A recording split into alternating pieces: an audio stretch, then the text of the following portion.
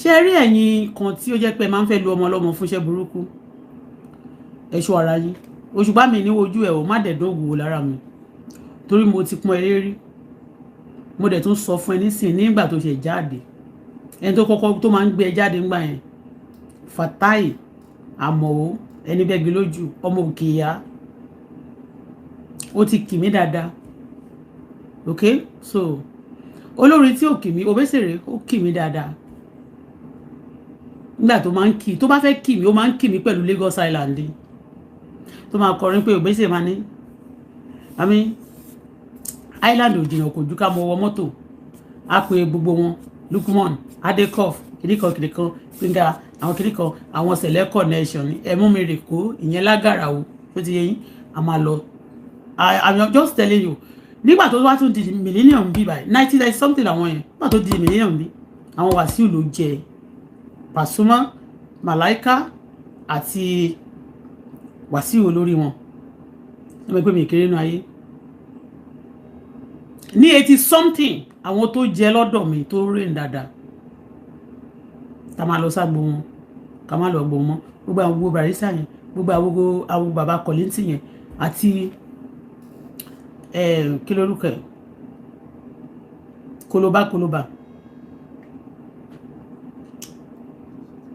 ọmọ rẹ̀ mọ̀ yìí mo fẹ́ dárúkọ kólóbá yìí bá ti mọ kólóbá ọ̀rọ̀ ó sálẹ̀ nù mẹ́sìn àti Ìdòwú Sàlámì àti Sáfẹ́sì gbogbo wọn yìí àgbàgbò dànù mo nágbára mo ná ìgboro tí ma fẹ́ sọ̀rọ̀ Nàìjíríà ní ti bá mọ̀ ń bẹ̀ ni máa mọ̀ torí a ti mú mi gbà kan mú mi rìnrìn àjò yẹn a dìdí gbé mi pamọ́ lọ sáàárín àwọn tó ní agbára ní orílẹ̀-èdè Nàìjíríà àárín wọn náà jù mí sí I don't know I'm going to be mo adi ọ̀rọ̀ lónìí màá wá máa sọ̀rọ̀ náà jáde a máa di ọ̀rọ̀ lónìí tí ó máa sọ̀rọ̀ náà jáde so we no dey look for internet we don't look for people ká lọ ju grabber ká ju nǹkan sínú ilé èèyàn àbí ká máa gbọ́ ká máa sọ pé a máa hack wọn we are not an hacker Ọlọ́run tọ́lọ́run bá fẹ́ rán ẹ níṣẹ́ ní tó fẹ́ kó sọ kó tó débẹ̀ àti sọ fún ẹ kó tó dípò bẹ̀rẹ̀ iṣẹ́ náà òrán mọ níṣẹ́ fi àyà tí ni òrán mọ níṣẹ́ bá ṣe kó tó débẹ̀ kó tó bẹ̀rẹ̀ so whatever God want to send you to do he will do it ó máa ti fún ẹ ní gbogbo àwọn project láti fún ẹ ní gbogbo assignment tó máa lò kó tó débẹ̀ so God I'm loaded kì í ṣe gbogbo nǹkan tí mo mọ̀ nínú ayé yìí àti tí mo mọ̀ nípa ìrìn ni mo máa sọ but torí ẹ̀ mo kàn ṣe ṣàlàyé fún yín lónìí pé aná àgbára aná ìgboro so I'm not an ordinary person mi ò ṣe small person in stature mo big physically náà Ọlọ́run gbé mi ga spiritually too I'm not ordinary gbàgbé kéèyàn gan sọ pé òun ò sí lẹ́yìn mi I can still mo lè feel bigness mi God has showed me I've seen things before you kó tó rí ni mo ti rí to show the bigness that's part of bigness ni pé greatness ni pé ó ti mọ nǹkan yìí kẹ́niyàn gan tó mọ̀ àwọn teacher èèyàn ó máa ń kọ́kọ́ mọ nǹkan tó fẹ́ kọ́ ọmọ tó fẹ́ kọ́ tó bá fẹ́ di teacher wá ti rí nǹkan wá ti go through study wá ti study kí ni yẹn kó tó di pé wọ́n náà wá di teacher wá máa kọ́yàn but tó bá tí di olùkọ́ tó kọjá nínú ẹ̀ tó lọ síbẹ̀ kí ló fẹ́ kọ́yàn ta ni teacher ẹ̀ so àwa ti kọjá nínú àwọn nǹkan kan so a ti mọ àwọn nǹkan kan ètò ìṣẹ̀fẹ́ mọ̀ yẹn tabaládẹ̀ mọ́ mọ́tọ́lọ́ bá sọ pé drop it èmi gangan mo tóbi jù I drop ẹ̀ fọlọ́run ẹ má bínú so Òṣùpá welcome to this platform I'm going to be tó bá ti jẹ́ bí kí n hard on you ẹ má lògùn lórí mi ẹ má sàsí mi o torí ẹ má sàsí mi ẹni báyìí tó bá lo iṣẹ́ burúkú sí mi ẹni yẹn máa ṣí òfò ó máa gbé ọmọbìnrin iṣu mi ìdẹ̀fẹ́ kẹ́nikẹ́ni tí bá sọ̀rọ̀ ẹ̀ kó gbé ọmọbìnrin mi ìfẹ́ ká burú ṣẹlẹ̀ sẹ́nikẹ́ni èmi náà ò dẹ̀fẹ́ kẹ́ni bẹ́ni kó máa da ayé àwọn ọmọlọ́mọ láàmú àbí kó da ayé tèmi náà láàmú please ọ̀rọ̀ tí ọmọ yẹn ń sọ ó sọ bí eré ó ti sá jìnnìjìnnì ó ti pẹ́ tí ìṣòro náà ti bá bẹ́ẹ̀ ṣe lọ́rọ́ ara yẹn ìgbà tó ń wá sọ́dọ̀ mi yẹn jìnnìjìnnì ti bá bọ̀ kó mọ́ bó ṣe lè bá mi sọ because kò lè sọ torí kò mí ò ń ṣe ẹni tó máa ń promote mi promote ẹ̀ bọ̀ kò promote mi torí ẹ̀ mo ṣe máa ń sọ fún yín pé you don't know who is going to be for you má fi gbogbo ojú torí tó bá sọ̀rọ̀ èèyàn fún ẹ̀gan tó bá rí gbogbo ayé ń dáwọ́ bò ó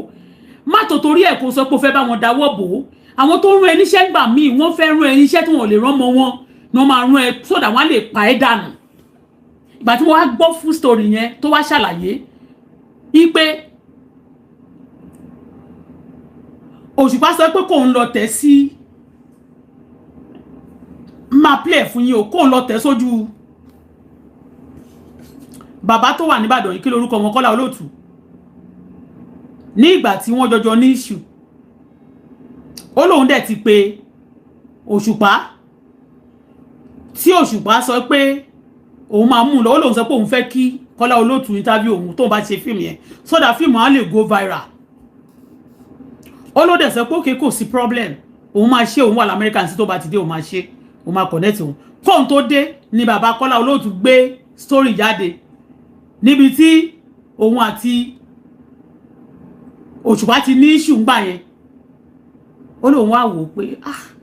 òun àti bàbá yìí tẹ̀ tí òun dẹ̀ ti pé Òṣùpá pé kó gbé òun lọ sọ́dọ̀ mani kí ló wá jẹ́ tó jẹ́ sáìmù gangan ni Òṣùpá ṣẹ̀ṣẹ̀ wá ní bàbá yìí ṣẹ̀ wá gbé ọ̀rọ̀ ìjà tó ṣẹlẹ̀ láàrin wọn jáde òun dẹ̀ ìfẹ́ meet ẹ̀ pé kí òun ní but kóun ní kó introduce Òṣùpá ní kó introduce òun sí bàbá Kọ́lá Olóòtú ó dẹ̀ ní ó ní bó ṣe wá ń jà yẹn olórí lead ó lóun ti wò pé nǹkan kan ti ń ṣẹlẹ̀ ìyẹn mi pé o kò ní lè possible kó lọ síbẹ̀ nítorí pé ẹni tó ní kó gbé òun lọ́bẹ̀ ó ti wá wọ́n ti fẹ́ máa ní issue sí gbà tí ìyẹn dẹ̀ máa dé ó ní Òṣùpá pé òun pé kóun jáde fún Kọ́lá Olóòtú òótọ́ ló máa sọ bẹ́ẹ̀ kì í ṣe rọ́ ni bọ̀bọ́ yẹn pa ẹ̀yin kan dẹ̀ wà ẹ wà gullible ẹ wà devilish ẹ wà wicked débi pé téèyàn bá ń ṣàlàyé nǹkan tó ń go through láyé ẹ má máa tún fi èpè kún ní èpè tẹ́ ẹ̀ lè ṣẹ́ fún àwọn bandits kó stop èpè tẹ́ ẹ̀ lè ṣẹ́ kún kẹ níná tí àwọn minister of àwọn minister of kí níná darkness and gbogbo ẹ̀ tí wọ́n fi tí wọ́n jẹ́ kẹ níná ẹ lè ṣẹ́ èpè fún wọn kí wọ́n wọlé kí wọ́n rí ọwọ́ èpè yín lára wọn pé yes èpè tó ń ṣe ló ń ṣiṣẹ́ lára wọn yìí kó ṣèǹjì kíákíá ẹ máa ń mú àwọn ọmọ lọ́mọ tó jẹ́ pé èyí bó ṣe wà yẹn ó lè jó olórí ẹbí wọn tó ń fún ìyá ẹ̀ lóúnjẹ tó máa fáwọn kan tó tún wà nílẹ̀ ẹlẹ̀ torí mo ti rí tó mú lady kan báyìí tó já wèrè tó gbé tó jẹ́ pé òun ló ń fìdí ẹ̀ tó ń tẹ̀lé kiri ń bí lórí social media yìí tó máa gbé lọ sáró tó jẹ́ pé lára àwọn tá a máa tún lò fáwọn mẹ̀kúnnù míì tó máa dìde tó jẹ́ pé wọ́n á lójú àwọn tó pé wọ́n ti tàpátá dìde wọ́n tẹrọ̀fọ̀ dìde wọ́n ti ní ṣòro kan ẹ máa tó máa fi oògùn àti ìwà burúkú yẹn máa fi báyé wọn jẹ́ ogun yín ẹ̀ nílé fi ṣe dáadáa fún wọn kẹ́ fi promote ẹ máa fi báyé jẹ́ ni tán bá ti ṣe nǹkan fún yín báyìí máa lo agbára òṣì anyway mo ń bọ̀ mi ti dé.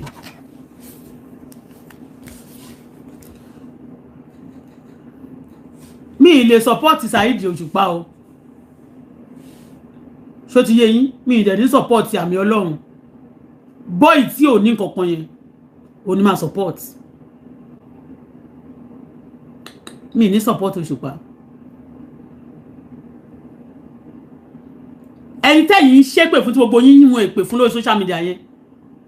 ìpè ẹ ṣọ́ra fún gbogbo àwọn ọmọ orí TikTok yìí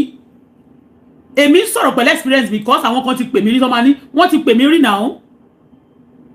kí n tó play kí ní ẹ̀sìn títí ẹ̀bọ̀n ti pè mí rí pé kí n bú Tinubu fóun ọ̀rẹ́ ó tún gbẹ́ nìkan wá ó tún jẹ́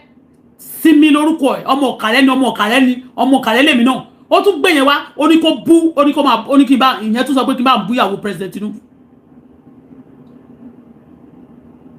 ó ní kí n bá bú ìyàwó president Tinubu mo bèrè lọ́wọ́ wọn mo bèrè lọ́wọ́ méjèèjì mo ní kí náà ṣe fún yín tẹ́lẹ̀ mọ́ pé tòótọ́ ni àwọn tó bá ti sọ pé o àdọ́ tó bá sọ pé wọ́n wá tán fẹ́ pèrè ẹ sórí ẹ tán fẹ́ sọ̀rọ̀ ẹ di bàbá wọn di bàbá ẹ ìyá ẹ tó dẹ̀ pé ṣe ikú ni wọ́n fẹ́ rán ẹ lọ ṣe tó pé tó bá dípò ní problem oníṣòro they will just forget about you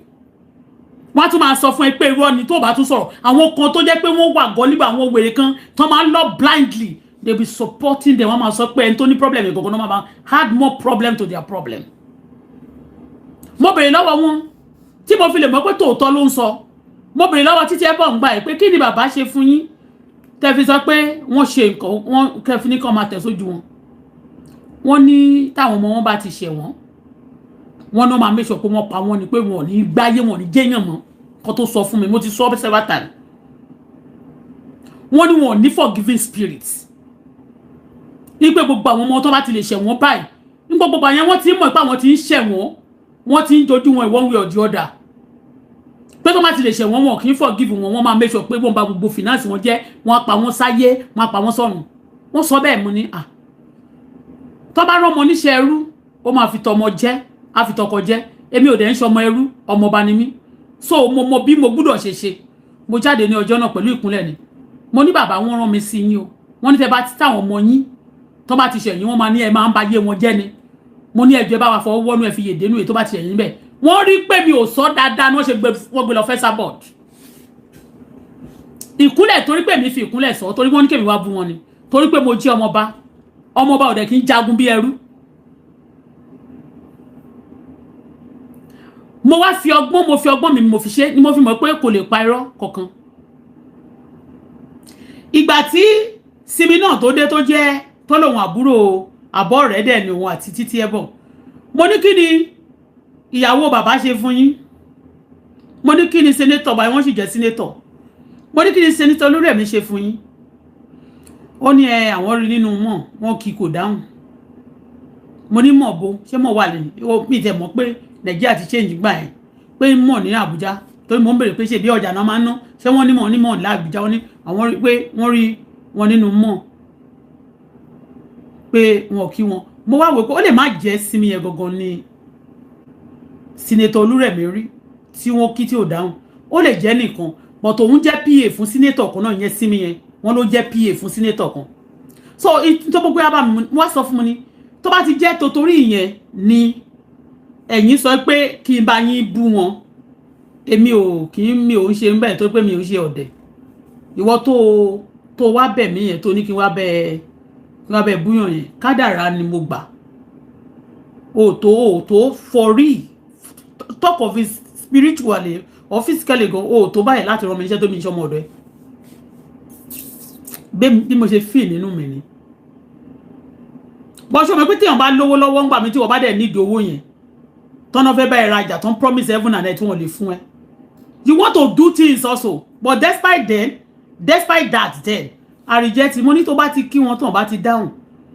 mo ní kó máa lọ ẹ̀ náà ṣé torí ẹ̀ tó bá ti kíyàn tó bá ti dáhùn sí then because of that wọ́n máa bẹ́ẹ̀ bú wọn kó máa bully wọn lórí social media so àwọn tó máa ń bully èèyàn tó bá kọ̀ dédé pé èèyàn dédé wà lé ẹ lẹ́yìn àwọn kan lóòrùn ló gbé iṣẹ́ fún wọn iṣẹ́ burúkú ìwọ tó bá dẹ̀ ti sọ pé o mọṣẹ́ burúkú kọ̀ ikú burúkú náà ló máa padà kú kì í ṣe pé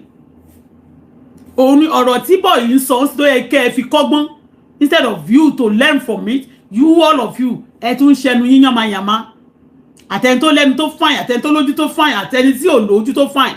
orí tí n bá ti fi nǹkan kan dé orí mi orí máa ń fọ́ mi tí n bá ti ádà pé orí ń ta mí ẹ máa gbọ́ pé àbórí ń ta yín bẹ́ẹ̀ ni tí n bá fi nǹkan sórí mi a máa dàbò orí ń ta mí ẹ má bínú mi lè tó torí pé mo fẹ́ fi nǹkan dé orí mi kí a lọ máa lo paracetamol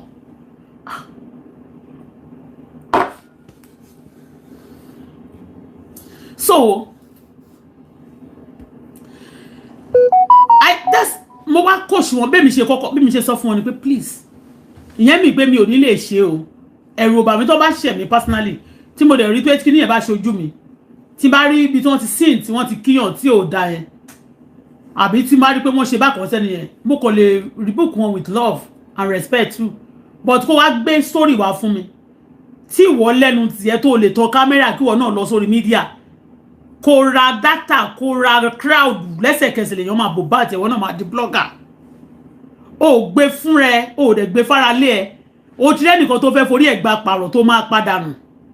tó máa fògùn ẹ̀ step up tó máa ba yí ẹ̀jẹ̀ káyé tẹ́lẹ̀ máa dán bì kan mo ní I cannot do it gbà tó wá pè mí ó tún fẹ́ rán mi lé tó pè mí lórí live chat mo bu ní mo blast ẹ̀ dáadáa sí mi lórúkọ ẹ̀ ń jẹ́ ó pẹ̀lú àwọn tó bẹ ọmọ alábíyájíjò tó wà ní Ìkọgòs tó wà ní Germany yẹn tí wọ́n ra góòlù fún tó ń kówó fún tí EFCC ò tí gbé I am telling you this for you to know that people sending people to go and go after people tó bá dẹ̀ ti lò yín tán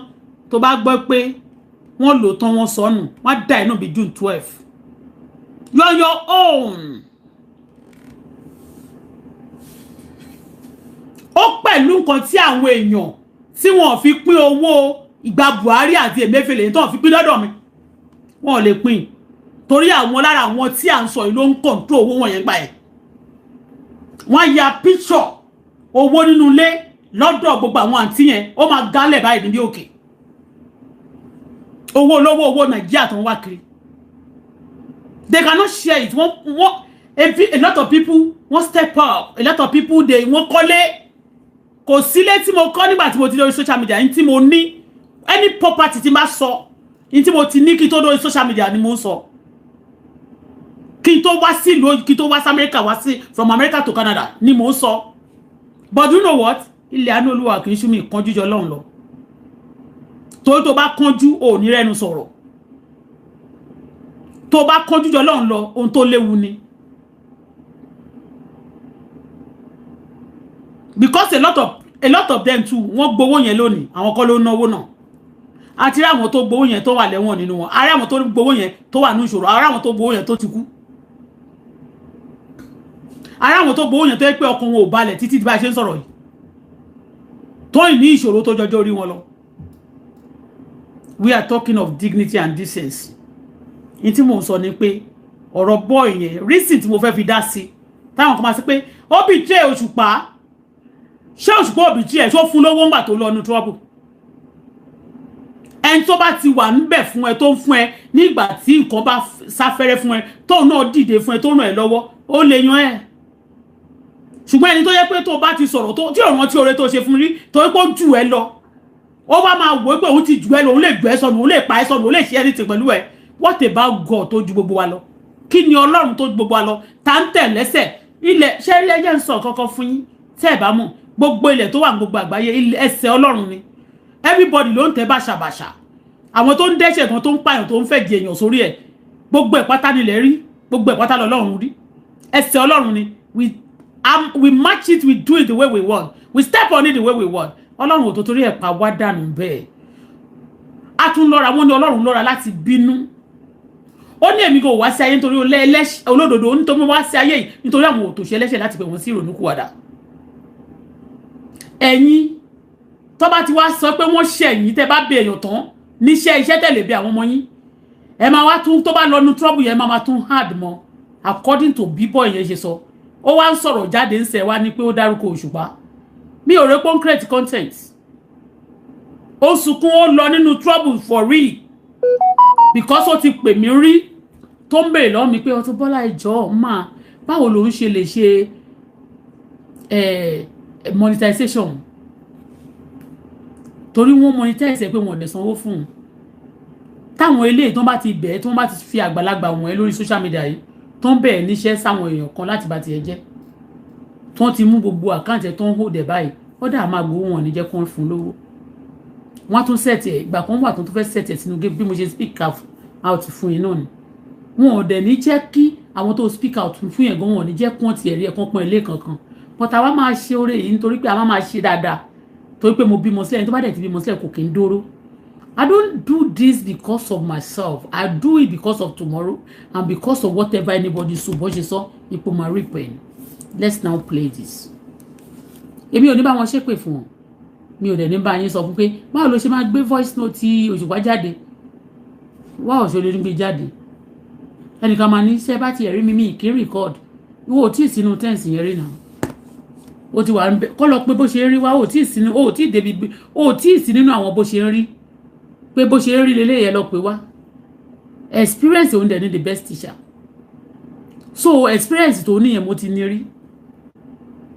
káwọn èèyàn kan jókòó kan máa bìlí pé wọ́n ti rí ẹ tán pé o máa nídìí àwọn tó big and majority most of the time àwọn míì tó máa fojú sí pé ó máa ràn ẹ́ lọ́wọ́ àwọn kọ́ ní olùrànlọ́wọ́ ẹ̀ wọn ò ní ràn ẹ́ lọ́wọ́ wọn ò ní fún ẹ ṣì ń gbá àwọn míì tó fọkàn sí rárá báyìí tó fọkàn sí rárá ibo mi tó fọkàn sí Ọlọ́run kó máa ti ṣe àánú fún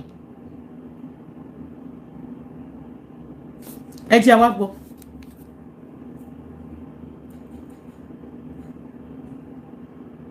bọ́ọ̀ yẹn náà ò bá di ó ti ṣe dáadáa fáwọn èèyàn lórí mídíà yìí ẹn tó critical case lady yẹn ló gbé ńjọ́ náà lọ́hùn ó gbé case yẹn ó dẹ̀ bẹ̀rẹ̀ sí gbé gẹ̀yẹ káàkiri ó gbé lọ sí àrò ó tọ́jú ẹ̀ lọ́nà Abẹ́òkúta àmì ó gbé lọ ó dẹ̀ máa lọ wò many times láti lè jẹ́ kí ayé gẹ́ ẹni yẹn kó wà òkè ó náà ṣe dáadáa ẹ ní rántí ìkọ̀kọ̀ tí ẹnìkan ṣe ó jáde ẹ̀yin lẹ́ máa sọ pé kó lọ búyàn tó bá lọ búyàn yẹn tán problem tó bá rí láti bẹ̀ ẹ̀yin náà lẹ́ máa dúró tẹ́ bá tún wọn máa wùlé pé anybody ò gbúdọ̀ ẹ máa fẹnu ṣe pé anybody ò gbúdọ̀ ṣe lóore ò gbúdọ̀ ṣe láǹfààní ó gbúdọ̀ jẹ̀yà kú ni ó gbúdọ̀ ṣe gbá ni ó gbúdọ̀ ṣàwo kí ló dé ẹ yé fi àwọn ọmọ ọlọ́mọ ṣe ètùtù ayé mọ́ ẹ má máa fi àwọn ọmọlẹ́mọ ẹ má máa tẹ̀lé àwọn ọmọlọ́mọ ẹ má máa bàtọ̀ ọmọlọ́mọ jẹ́ kọ́mọ yín bá lè kúrò ó bá lè gòkè àbí kílẹ̀ ń dìrà nínú pé kẹ́ máa ṣèkà fáwọn ẹlòmíì. mo fẹ́ play ni o mo fẹ́ play.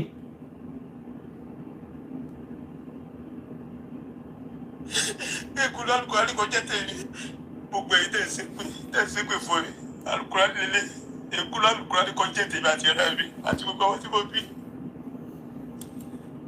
tí wọ́n yẹ kó gbogbo ọ̀nà tí mo sọ ṣé mo bá parọ́ mọ́ wọn bí mo bá parọ́ bá mi ọlọ́ àbí mo parọ́ mọ́ sùn. Ègúnú àlùkùránì kò ní jẹ́ tiẹ̀. Ègúnú àlùkùránì kò ní jẹ́ tiẹ̀. wà ekun lálùkò àríkọ jẹ́ tèmi kí wọ́n kó bu ajáde ìjáwé yẹn bá mọ̀ ká fi búra bóyá ògùn náà ní bóyá alukura yìí náà ní tí wọ́n bá ní gbàgbọ́ nú ẹ̀ ká fi búra tí wọ́n bá parọ́ mọ́ wọn. wọ́n yẹ pé wọ́n mọ̀ gbìyànjú láti bí kí Òṣùpá dáhùn ní. oye kó lálùkùrá ní kò yẹ tèmi. kì í ṣe bíbá ni mo ti fẹ́ gbọ́ ibi tó ti ń sunkún ibi tó ti explain gbọ́. ẹtí gbàyìn náà bí wọ́n ti wọ́n yẹ gbogbo tí mo sọ yẹn irọ́ ni mo pa. aláàánú mi yẹn ti wà nínú ìṣòro báyìí gbogbo àwọn èèyàn mọ̀ sí lábẹ́lẹ̀ àwọn èèyàn mọ̀ sí aláì gbogbo irọ́ ni mo pa ọlọ́run mi nínú ìwà rẹ o Òṣùpá àmì ọlọ́run tó bá jẹ́ pé ẹ̀jẹ̀ méjì ju ọlọ́run ọba lọ lẹ́ẹ̀ni kẹsàn-án lọ́gbà méjì ju ọlọ́run ọba lọ lẹ́ẹ̀ni kẹsàn-án lẹ́ẹ̀ni kẹsàn-án wà láì mo fà ilé kóso ọlọ́run mo fà ilé kóso ọlọ́run ẹ̀yin méjì mo fà ilé kóso ọlọ́run kó ló ṣe ìdájọ́ láàrin wa ọlọ́run ọbẹ̀ nídùúgbà rẹ̀ ká ní ojú gbogbo ẹ̀dá lọ àtẹni tó sóògùn lọ́pọ̀ bá ju gbogbo ẹ̀dá lọ́nà ayé ọlọ́run ṣèdájọ́ ọlọ́run ṣèdájọ́ láìpẹ́ yìí o ṣèdájọ́ láàrin wa o. gbogbo èyí tẹ̀sí pé fún mi. Hold on, this is not the one I want to play.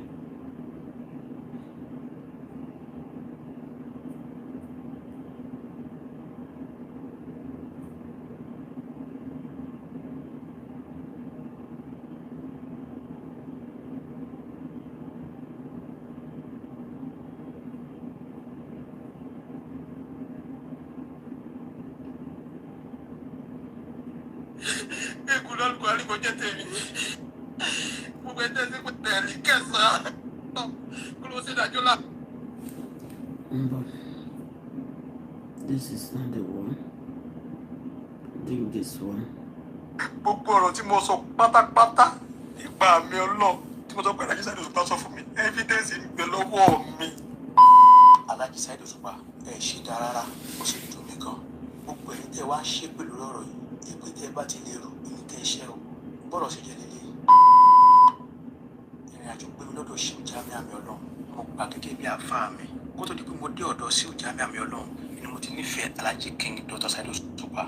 ìfẹ́ tí mo ní sí wọn ìfẹ́ ìjìnlẹ̀ ni mo nífẹ̀ẹ́ wọn dọ́kàndọ́kàn nígbà tí mo tún wá dọ́dọ̀ Shehu Jamiu Àmì Ọlọ́run mo rí pé Shehu Jamiu Àmì Ọlọ́run náà nífẹ̀ẹ́ Alhaji Saheed Òṣùpá gidigidi wọ́n ń bá ní àjò yẹn bọ̀ Shehu Jamiu Àmì Ọlọ́run mo máa ń ṣe home service fún wọn mo máa ń gẹrun fún wọn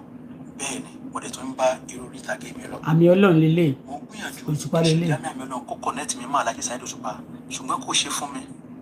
mo sì tẹ̀síwájú ní ìrìn àjò ayé mi àìmọye connection tí Shehu Jamiu Àmì Ọlọ́run ní tí mò ń gbìyànjú gẹ́gẹ́ bí mo ṣe jẹ́ onítíátà yìí pé kó connect mi mọ́ tí ò dé ṣe mo dẹ̀ ń bá ìrìn àjò ayé mi lọ pé tó Ọlọ́run á ṣe níbo mi ò ti torí ẹ̀ bá wọn já o mi ò ti torí ẹ̀ rí wọn fín o mo sì nífẹ̀ẹ́ wọn torí àáfàá tí mo gbà fún rẹ̀ gbogbo ayé náà mọ̀ ọkàn yìí bìrì lọ́dún náà lọ́hùn wọ́n wá yíwọ́ sọ́dọ̀ Alhaji Wasiu Alabi Pasuma Wonder wọ́n ń bá wọn ṣe tí wọ́n bá ti wá fẹ́ lọ sọ́dọ̀ Alhaji Wasiu Alabi Pasuma Wonder èmi á fà sẹ́yìn kì í ṣe pé bẹ́ẹ̀ mo rí tí wọ́n ọkọ̀ jẹ́ pé tí mi bá ti nífẹ̀ẹ́ tí wọ́n bá ti gbà fún mo gbà fún tán ni ìyẹn ti Alhaji King Dr. Saheed Òṣùpá Olúfìmọ́ Mátàgbàmọ́lẹ̀ tó mo sì ń bá rìn àjò ayé mi lọ mo wá ṣe kọ́mẹ́dì kan lọ́dún kan mo wá fẹ́ ṣe lọ́ńchì ẹ̀. ó mọ nǹkan àfàsù náà ìwọ náà yọ̀dẹ̀ níbì kan your faithfulness actually cause you problem most of us ta máa wà so loyal to some people certain people and if they change ó bá ń fìyà jẹ ọ̀pọ̀lọpọ̀ your loyalty to ẹni tí ò good tiẹ̀ àbí tí ò fún ẹ lówó tí wọn bá love ẹ tó dẹ̀ lówó tó lè ṣe oore fún ẹ tí ò ṣe oore fún ẹ wá ti mọ̀ pé definitely kò like ìdá kó jẹ́ kó ní spiritual things kan tó fi jẹ́ kó wá sẹ́gbẹ́ òun ó ń lògo ẹ̀ yes some people tó bá lògo ẹni tó bá ti lówó tó ní oore ọ̀fẹ́ tó ní agbára àti opportunity láti lè help ẹ tí ò ṣe kò like ṣé ti yé so n tí mo rí lọ́rọ̀ yẹn ni pé ó fẹ́ lọ sọ́dọ̀ torí pé ó ti mọ àmì Ọlọ́run for long time before all of these people before Òṣùpá ó máa ń fẹ́ kí ó dẹ̀ bẹ àmì Ọlọ́run pé kó connect ẹ mọ́ Òṣùpá ó kọ̀ kò connect ẹ but one way or the other ó connect mọ́ Òṣùpá nígbà kan náà nígbà tó wá connect mọ́ Òṣùpá nígbà tí Òṣùpá later àmì Ọlọ́run wá use mọ́ according to bó ṣe sọ irọ́ mi ìgbàgbọ́ àmì Ọlọ́run yìí torí mo ti mọ àmì Ọlọ́run pẹ̀lú Pasuma láti 2014 ni mo mọ̀ and 2014 mi rò pé ó ti bẹ̀rẹ̀ blogging ó ti wà sórí social media tí gbogbo ọ̀rọ̀ ìṣẹ̀lẹ̀ ń sì kò tí lè ju 2000 kò tí lè ju bí 5 to 6 years eléyìí tó ń sọ yìí tí àmì Ọlọ́run dẹ̀ ti wà pẹ̀lú Paso tí mo ti máa ń rí tó máa ń ṣe wáàsí fún Paso ó ti pẹ́ 2014 now to date is about 12 years. Okay, so to cut the story short, each time tí àmì Ọlọ́run bá fẹ́ lọ sọ́dọ̀ Paso ìwọ máa ń torí ẹ̀ wá ní o lọ wá fi system dọ́jẹ̀ tó bá jẹ́ pé ó yẹ kẹ́ jẹjọ lọ ò ní lọ because you want to please Òṣùpá because òun ni ẹni tí wọ́n love tó fẹ́ lóyè ò dẹ̀ fẹ́ show loyalty 100%, right? Foolishness ni of recent mo rí Kàmọ́ ó máa ń ẹni tó gbé jáde tó jẹ́ kó wá tún ní fíìmù tó fi wá wọ line àwọn tíátà nǹkan bẹ́ẹ̀ yẹn Fúnkẹ́ Akíndélé ni ló dà pé ó boost lórí media wọ́n rí as a content creator but kì í ṣe like actor bí àwọn celebrity ti bẹ̀rẹ̀. So but tí mo fẹ́ sọ lọ́rọ̀ yẹn ni pé of recent a rí wọn pé wọn ò jọ sí papọ̀ mọ́ torí ó kọ̀wé pé tí ẹ bá fẹ́ kàn dá dúró sójú kan bóyá kò dẹ̀ pay ẹ̀ bóyá ó tún lè rí big offer from others and then tẹ́lẹ̀ yóò dẹ̀ fẹ́ lówó kàn fẹ́ dúró síbẹ̀ téèyàn bá fún mi lówó ń sìn tó bá ní pé kí n má tẹ̀lé àwọn tí bá ń tẹ̀lé mọ́ màá gbowó lọ́wọ́ ẹ̀ màá ẹni ẹ̀ lóyàtì yẹn màá owó everybody náà wà anybody tó bá ti show loyalty sí tó love tí ò bá ti love ẹ̀ dánù bí June 12 kò gbé ẹni tó bá ti show love tó fún ẹ lówó tó fún ẹ connection ni kò lọ fún.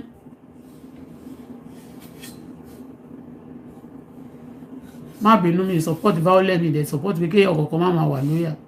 ó ti yé Kàmọ́ yẹn ó ṣe kíá wọ́n ní wọ́n fún láwọn ń pè sáwọn eré nbì kan sórí òun ẹni ẹ̀ Fúnkẹ́ òun bá àwọn yẹn ṣe so a máa dọ́jú ó kàn wípé òun máa miss tóun ò bá báwọn èèyàn ṣe kóun miss ó kàn forget Fúnkẹ́ ni you understand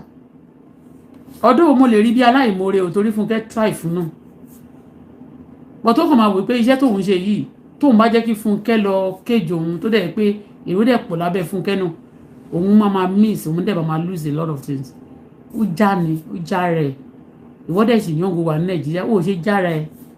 ó yá máa gbọ́ lọ ẹjọ́ wẹ lísìsì tó tá bá ti ń gbọ́ ó máa kọ́ yín lọ́gbọ̀n yìí tẹ́ máa kàn wà lóyà orí burúkú kan tó yẹ pé ó ti wà níbì kan for donkey years nísìn wọn fún ẹlẹ́ni tí orí kankan gbà wà dẹ̀ máa jókòó síbẹ̀ kó máa ṣe orí burúkú bí ọ̀rọ̀ Òṣùpá àwọn ẹgbẹ́ ẹ̀ ń ṣe kiri kan wọ́n ń lọ kó jókòó síbẹ̀ Òṣùpá gan kọrin yẹn pé jókòó síbẹ̀ gbogbo ẹgbẹ́ ẹ ti lọ tán ìwọ sì ń ṣe lóyà wèrè Ọlọ́run jọ gbogbo àwọn tí ń bá lóyà sí wọn ní fún mi lówó tán dẹ̀ fún mi lówó má jẹ́ ń lóyà sí wọn mọ́ jẹ́ kí n lóyà sí ẹ Ọlọ́run kí n dẹ̀ lóyà sí ara mi àtọmọ mi àti owó loyalty without money is a sin bí loyalty sáwọn tó bá lóyà sí tí wọn lè help ẹ na sin o. láti bí alájí kí n Dr. Saheed Osupa Olúfìmí Mátàgbàmọ́lẹ̀ wọ́n á pe arákùnrin kan ládùúgbò mi AZ ìjọ àjọṣe collaboration ìgbà tó dáàrin kan ó yọwọ́ wọ́n á pe múlà fún pẹni ẹni Lẹ́kan T-Fash ládùúgbò mi yẹn lájọ wá ṣe show yẹn tá a fi gbé kí n Dr. Saheed Osupa Olúfìmí Mátàgbàmọ́lẹ̀ wá síbi launching mi ìwádìí kan lọ́dún náà lọ́hùn bùrẹ́ láti tó jẹ́ ẹ̀gbọ́n alájẹ kí n Dr. Saheed Osupa Olúfìmí Mátàgbàmọ́lẹ̀ wọ́n lọ àtẹ́ndì sí wa lọ́dún náà lọ́hùn bí mo ṣe wọnú wọn ni bá ẹni tí mo ti ń gbóhùn rẹ̀ tipẹ́ tí mo nífẹ̀ẹ́ sí mo tún wá ní opportunity àti pè wọ́n síbi launching mi. Lẹ́yìn ìgbà yẹn mo máa ń lọ sí show wọn, máa lọ perform lórí stage wọn, ayé náà ti rí mi pẹ̀lú wọn. Àwọn náà rí pé ọmọ yìí náà nífẹ̀ẹ́ mi dọ́kàndọ́kàn, wọ́n fún mi chance yẹn láti lè darapọ̀ mọ́ wọn. Wọn kàn ara mọ́ mi, àwọn náà dẹ̀ ń fífẹ́ hàn mi, wọ́n appreciate torí ọ̀pọ̀lọpọ̀ artist ló ti ẹ̀fẹ́ láti súnmọ́ wọn, ló fẹ́ láti get contact wọn lọ́wọ́ tí ò ní opportunity yẹn. Wọ́n mọ̀ lóore, wọ́n appreciate dáadáa. Ẹ ṣé mo dúpẹ́ ẹ̀ lè jábọ́ láíláí. Àmọ́ kí wá ló fa tó ṣẹlẹ̀ gangan tí ìrìn àjò fi wá rí báyìí. Torí wípé mo gbìyànjú pé kí ọ̀rọ̀ yọ parí lábẹ́lẹ̀ kó má dé ìta gbangba. Mo gbìyànjú gbogbo ìgbìyànjú mi ó ń já sásán ni pàbó ló ń já sí àròkàn ló jẹ́ kí wọ́n ṣe fídíò tí mo sẹ́ndì sí olóyè Sunday Igboho aláìmọ̀ wípé ó máa bọ́ sí àpò ìbínú wọn. Ó ní ìgbà kan Alhaji Saheed Òṣùpá wọn wà ní Amẹ́ríkà, wọ́n á pè wọ́n, mo ní bàbá mo máa fẹ́ tọrọ nǹkan kan lọ́wọ́ yín. Wọ́n mọ̀ wípé mi tọrọ owó lọ́wọ́ àwọn nítorí pé wọ́n ti di ẹ̀jẹ̀ kí n súnmọ́ àwọn yẹn, opportunity ni, privilege ni. Wọ́n ní kíni, mo ní mo fẹ́ràn àgbà pírẹsẹ́ńtà kan ní Nàìjíríà, mo fẹ́ kí connect mi mọ́ wọn, kí n lọ sórí show wọn, kí wọ́n lọ interview mi. Wọ́n ní ta ni? Bàbá wa Kọ́lá Olóòtú ọmọ Àdábánijà. Wọ́n ní mo fẹ́ràn wọn, mo fẹ́ lọ sórí program wọn kí wọ́n interview mi. Wọ́n ní kí n má wọlé ó kéré gan. Wọ́n ní ṣùgbọ́n kí n jẹ́ káwọn òde sí Nàìjíríà. Mo ní ẹ̀ṣẹ̀ kíkan sá, mo ti gbọ́. Wọ́n máa lágbára o. Kò ju ọjọ́ kẹta ọ̀rọ̀ yẹn lọ. Bí bàbá wa Kọ́lá Olóòtú bá ṣe program lórí Alhaji Saheed Òṣùpá, ó sáde kò sáde. Mo diwọ́ mọ́ nígbà mo rí program mi. Ìwọ lọ kí ló ṣẹlẹ̀? Alhaji Saheed Òṣùpá náà ti rí fídíò yẹn ní Amẹ́ríkà. Lóòtítọ́ èmi àti wọn àjọ sọ̀rọ̀ pẹ̀ rárá. Kò ju ọjọ́ karùn-ún sọ́jọ́ yẹn lọ. Alhaji Saheed Òṣùpá ló ṣe dé sí Nàìjíríà báyìí. Bí wọ́n ṣe fídíò nìyẹn, nípa bàbá Gébó ó ṣe bàbá Gébó kò ṣe bàbá Gébó, gbogbo ayé náà lórí fídíò yẹn tó ń já rìn. Mo ní ẹ gbà mí. Ẹni tí mo ní kí wọ́n connect mi mọ́ pé mo fẹ́ mọ̀, ìbànújẹ́ gorí ọkàn mi. Kò pẹ́ bí mo ṣe rí kọ́ Alhaji King Dr. Saheed Òṣùpá olófin mọ́tàgbà mọ́lẹ̀ ni wọ́n ní Afásúnà mo fẹ́ kó jáde ti bàbá yìí. Mo ní mo fẹ́ kó jáde, ẹni tó wà lẹ́gbẹ̀ẹ́ mi lọ́dún náà. Ṣé gbọ́ ní bíbá yìí níbi tí òun béèrè fún, ó ní kí Saheed Òṣùpá kó connect mọ́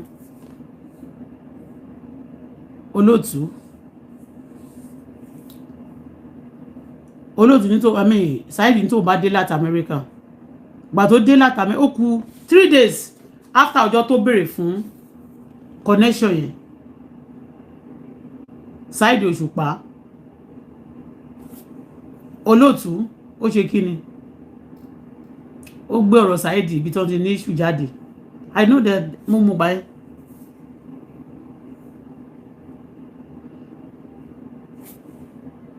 Eléyìí wò pé òkè ẹni tó ń sì béèrè fún Alhaji Saheed sọ pé mi tí ẹni tó ń láì sọ pé tóun bá dé o máa connect ẹ mọ́ Kọ́lá Olóòtú o, wọ́n wá jà lẹ́sẹ̀kẹsẹ̀ yẹn gbé ọ̀rọ̀ ìjà wọn. Definitely tí ó bá ti gbé sókè eléyìí náà máa runú, inú tiẹ̀ náà máa ru, because you know what, àmín tó ṣe iṣẹ́ yẹn. So definitely wọ́n ṣe bẹ bọ̀bọ̀ yìí nìyẹn, ìyẹn Saheed pé lọ bá Kọ́lá Olóòtú kó lọ fèsì ẹ̀ ń sìn pé n tó sọ yẹn bẹ̀ sí tẹ̀sí lójú. Òun náà dẹ̀ jáde, ó ṣọmọlúàbí, ó wà lóyà láti support ọ̀gá ẹ̀, ó dẹ̀ lọ tẹ̀ sí ojú Kọ́lá Olóòtú. Fídíò yẹn wá go viral everywhere, ibi tó ti go viral. Ẹ jẹ́ a máa gbọ́ lọ. Ta lẹni tó da connection yẹn rú? Ta ni ẹni náà? Boy yìí béèrè fún assistance láti ọwọ́ Òṣùpá pé connect mi o, òun mọ̀ pé nọ́mbà Kọ́lá Olóòtú máa wà lọ́wọ́ ẹ̀ o. Help me o. I want this man also to interview me, because he want to be somebody who feel recognized by many of these presenters too. Ó dẹ̀ ní kó má worry tó máa dé. Ó di ọjọ́ kẹta Kọ́lá Olóòtú gbé ọ̀rọ̀ ìjà tó ń ṣẹlẹ̀ láàrin Òṣùpá tó ti ṣẹlẹ̀ rí, tó ti ń support Wàsíù ńgbà yẹn,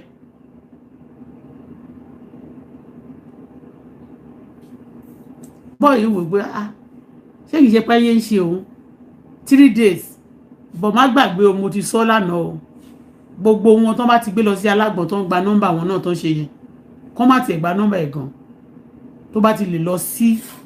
police station tó ń gba nọ́mbà ẹ̀ dání àbí tó máa ní kó lọ report kọ̀ọ̀kan síbẹ̀ they systematically want to know your backbone everything you do tó bá ti ń ṣe nǹkan tó dáa lórí mídíà yìí be careful kò sí nǹkan tó fẹ́ ṣe secret tó máa wà hidden ìjà ṣàṣẹlẹ̀ láàrin Òṣùpá àti Kọ́lá Olótù eléyìí tóun ti wà lóyà sí ó pé ó ní jáde kó lọ bu Òṣùpá ní kó jáde kó lọ bu ó dẹ̀ jáde ó dẹ̀ lọ bu bó ṣe ní kó bu kó sọ̀rọ̀ sí játijàti ó dẹ̀ sọ̀rọ̀ eléyìí àwọn tó eléyìí wọn of course ó máa gbé ó máa wà viral because wọ́n bẹ̀ níṣẹ́ ni àwọn fídíò tí wọ́n bá ti bẹ̀ wọ́n níṣẹ́ bẹ́yẹn tí wọ́n bẹ̀ wọ́n jáde kò sẹ́ni tó máa sponsor ẹ̀ torí bá wa ṣe wà ń sìn àwa fúnra wa la wá I came out with my mind pẹ̀lú orí mi tó pé ọmọ how are you long time ọmọ ìpẹ́rù ẹ pẹ̀lẹ́ o orí mi àtọkàn mi ni mo fi wá ń sìn kò sí àní sponsor yàtọ̀ sọ́lọ́run but ìyẹn wọ́n pé kó jáde ni so ó máa go viral àti pé tó máa tẹ̀yàn sí ẹ náà kó wá dà ẹ́ láàmú irú kind of video like that so máa go viral bí fídíò ìgbà kan tó rán ọmọ kan wá sórí platform mi sínú ilé mi láti wá ṣe fídíò yẹn go viral ó wà nínú àwọn fídíò mi tó go viral ní èdè ó wọ bí 10 million mi lè sọ bóyá Facebook ti delete ẹ̀ ń sìn so ó ṣáà go viral for real ìgbà tó wá go viral ní tó wá ṣẹlẹ̀ lẹ́yìn náà ẹja wa gbọ́. wọ́n sọ pé wọ́n ní kò sí ṣíṣe kò sáìṣe ọba rán ni níṣẹ́ kó do ọba kún iṣẹ́ ọba kò ṣeé mọ̀ jẹ́ ó do ọba kò ṣeé rárí wọ̀ ni mo bá ṣe kí ni mo bá ṣe fídíò fún bàbá wa Kọ́lá Olótù ọmọ Àdàbánijà fídíò yẹn trend bọ́dà jíjà ìdọ̀tún bá ṣe pè mí àwọn fídíò yẹn inú wọn dùn wọ́n ṣàdúrà fún mi wọ́n ní Àfàsúnà máa fún ẹ ní owó máa fún ẹ ní 500,000 naira máa fún ẹ ní 500,000 naira inú mi dùn wọ́n ní tó máa ṣe fún mi ní ìsìn ni wípé wàá lọ gba ṣó wa tó bá ti gba ṣó dé àwọn wàá fa 500,000 naira jáde nínú owó ṣó yẹn àwọn kò fún mi tó mú ní iṣẹ́ àdúpẹ́sà. what about iṣẹ́ tó rán ẹ pé kó lọ ṣe yẹn iṣẹ́ tó rán ẹ pé kó lọ bú Kọ́lá Olótù ìyẹn kò sanwó fún ó lò máa fún ẹ 500,000 ó tún wá fi clause sí ó wá fi clause sí pé 500,000 yìí ó dìgbà tó bá lọ gbàṣẹ wa nínú owó tó bá gbà táwọn ẹ̀ bá fẹ́ san fún ṣó òun náà là máa fún ẹ slavery. Some people won't believe they are celebrity. They use people. They destroy a lot of lives. And kò dẹ̀ yẹ kó rí bẹ́ẹ̀ o. Kò yẹ kó rí bẹ́ẹ̀ kán máa lo àwọn kan fún iṣẹ́ ọ̀fẹ́. Kán máa lo àwọn kan fún iṣẹ́ tó máa gbowó. Iṣẹ́ tó ṣe tó ní kó lọ búyàn yẹn. Ó ṣe fún lówó.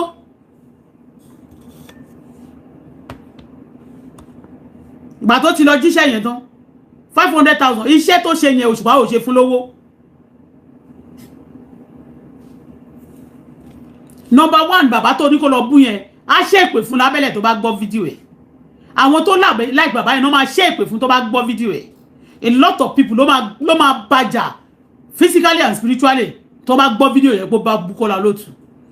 Tó bá tẹ̀ wá fẹ́ kú ò ní orí nǹkan tó fẹ́ kú lé lórí ni. Owó wọn ò fún ẹ. User nìyẹn tó bá jẹ́ bó ṣe rí nìyẹn you use that guy nǹkan tẹ́yìn dẹ̀ tí táwọn kan ti ṣe fún yín tẹ́yìn ò gbà kí lẹ máa ń ṣe fún yàn fún. wọ́n á bọ́ sí gbòòrò wọ́n wẹ́ tó lè gbé ṣòwò fún mi complete 2 months ààrẹ ní bọ́ọ̀dì bí a ṣe dá ọ̀rọ̀ owó yẹn sọmọ́ nìyẹn mo yà tẹ̀síwájú ní ìrìnàjò ayé mi àmọ́ lọ́jọ́ kejì tí mo ṣe fídíò fún. kò fẹ́ fún ẹ lówó ló ń jẹ́ bẹ́ẹ̀ kò fẹ́ fún ẹ ní owó ló ń jẹ́ bẹ́ẹ̀ ló máa ní kó lọ wá ṣòwà intel lè gbà ẹ máa fi lọ ẹlòmíì kí ló máa ṣe owó pọ̀ lọ búyàn yẹn ó ṣe fún níyẹn náà sórí ẹni tó bá lọ́ọ̀fẹ́ kò sí nǹkan tó lè fún ẹ á fi owó tì kò sẹ́ni tó bá lọ́ọ̀fẹ́ tí ò ní fẹ́ progress ẹ ẹni tó bá ti mọ̀ tó progress mọ́ tó fẹ́ kó wà lójú kan dúró ná tó fẹ́ kó wà lójú kan tó yẹ bá kàn rẹ níṣẹ́ ni kò ní fún ẹ ní kò fẹ́ mọ̀ bóyá oúnjẹ bóyá òmu thank God pé gbogbo ìgbà tó ló fi mọ́ gbogbo mọ́tò lọ gbogbo nǹkan lọ onímọ́tò ẹ̀ wọ́n ń bọ̀ láti ṣó ọjọ́ kan wọ́n àtàkì mọ́tò ẹ̀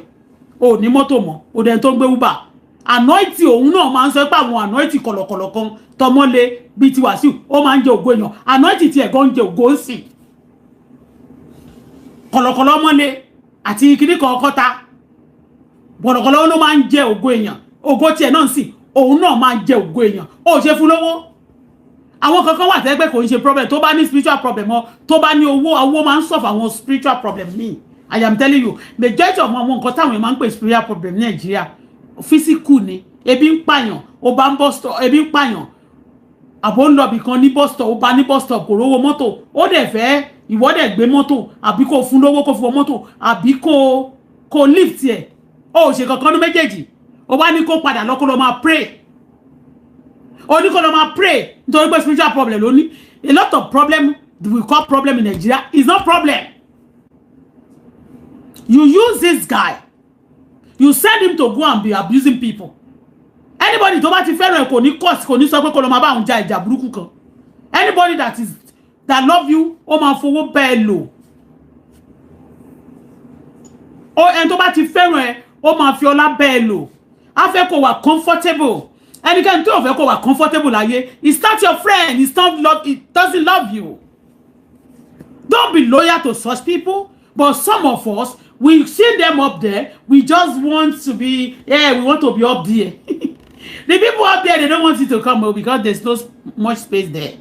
and that's why you see a lot of people want to destroy themselves bring them down themselves because there's no too much here up there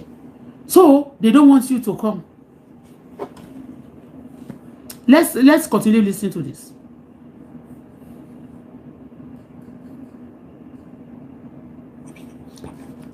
Ṣé wá rí fídíò yìí ló dá wà lálẹ́ bí ṣé o jáde àdọ́dọ́ bó ṣe fi fídíò online ẹni tí mo ẹ̀sẹ̀ gẹrun fún ní ọjọ́ kẹta ọjọ́ yẹn kàkà kó pè mí kó pè mí sákìyèsí pé fídíò tó ṣe kú díẹ̀ káàtó àbí lọ́wọ́ pè mí wọ́n á gbé aláàánú mi ẹ̀tọ́ tó bá ní challenges ẹni máa lọ sọkún bá tí ó sì bá mi gbó bùkátà yẹn aláàánú yẹn gẹ́lẹ́ mi ni ó wá yẹ ní ọlọ́mọ tóbi lọ́ba ní ọjọ́ yẹn kankan ìmọ̀ àti chama mi yẹn àjọ wa. Kí ló dé tó tún wá ń ṣe. bàbá pẹ̀lú ìmọ̀ kó fóònù wọn lọ́wọ́ ní kọ́ àmì ọlọ́ọ̀ṣẹ́ wọlé báyìí wọ́n á gbé fún ọbẹ̀ kò sí sẹ́kù sáìsẹ̀ ọba rán ní sẹ́kù odò ọba kún iṣẹ́ ọba kò sí mọ̀jẹ̀ odò ọba kò ṣe ráríwọ̀ ní bó bá ṣe kí ni bó bá ṣe fídíò fún bàbá wa Kọ́lá Olóòtú àti manager. fídíò yẹn trend àmì Ọlọ́run bá yín sọ kí ni mo ṣe fún àmì Ọlọ́run àwọn wàá fa 500,000 naira jáde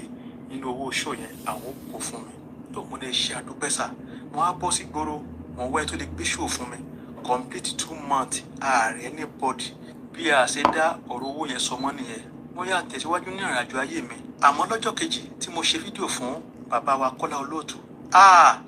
ìmọ̀ pé àtìgbà yẹn gangan ni mo ti wà nínú àdánwò ayérayé Kọ́lá yọ mí kúrò bẹ́ẹ̀ àtàwọn ẹbí mi àmín.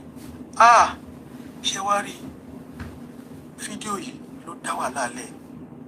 bí Shehu Jamiu Àmì Ọlọ́run bó ṣe rí fídíò yìí online ẹni tí mo ẹ̀sẹ̀ gẹrun fún ní ọjọ́ kẹta ọjọ́ yẹn kàkà kó pè mí sákìyèsí pé fídíò tó ṣe ó kú díẹ̀ káàtó Àmì Ọlọ́run pè mí wọ́n á pe aláàánú mi ẹ tó jẹ́ pé tí mo bá ní any challenges ẹni màá lọ sọkún bá tí ó sì bá mi gbọ́ bùkátà yẹn aláàánú mi áńgẹ́lì mi ni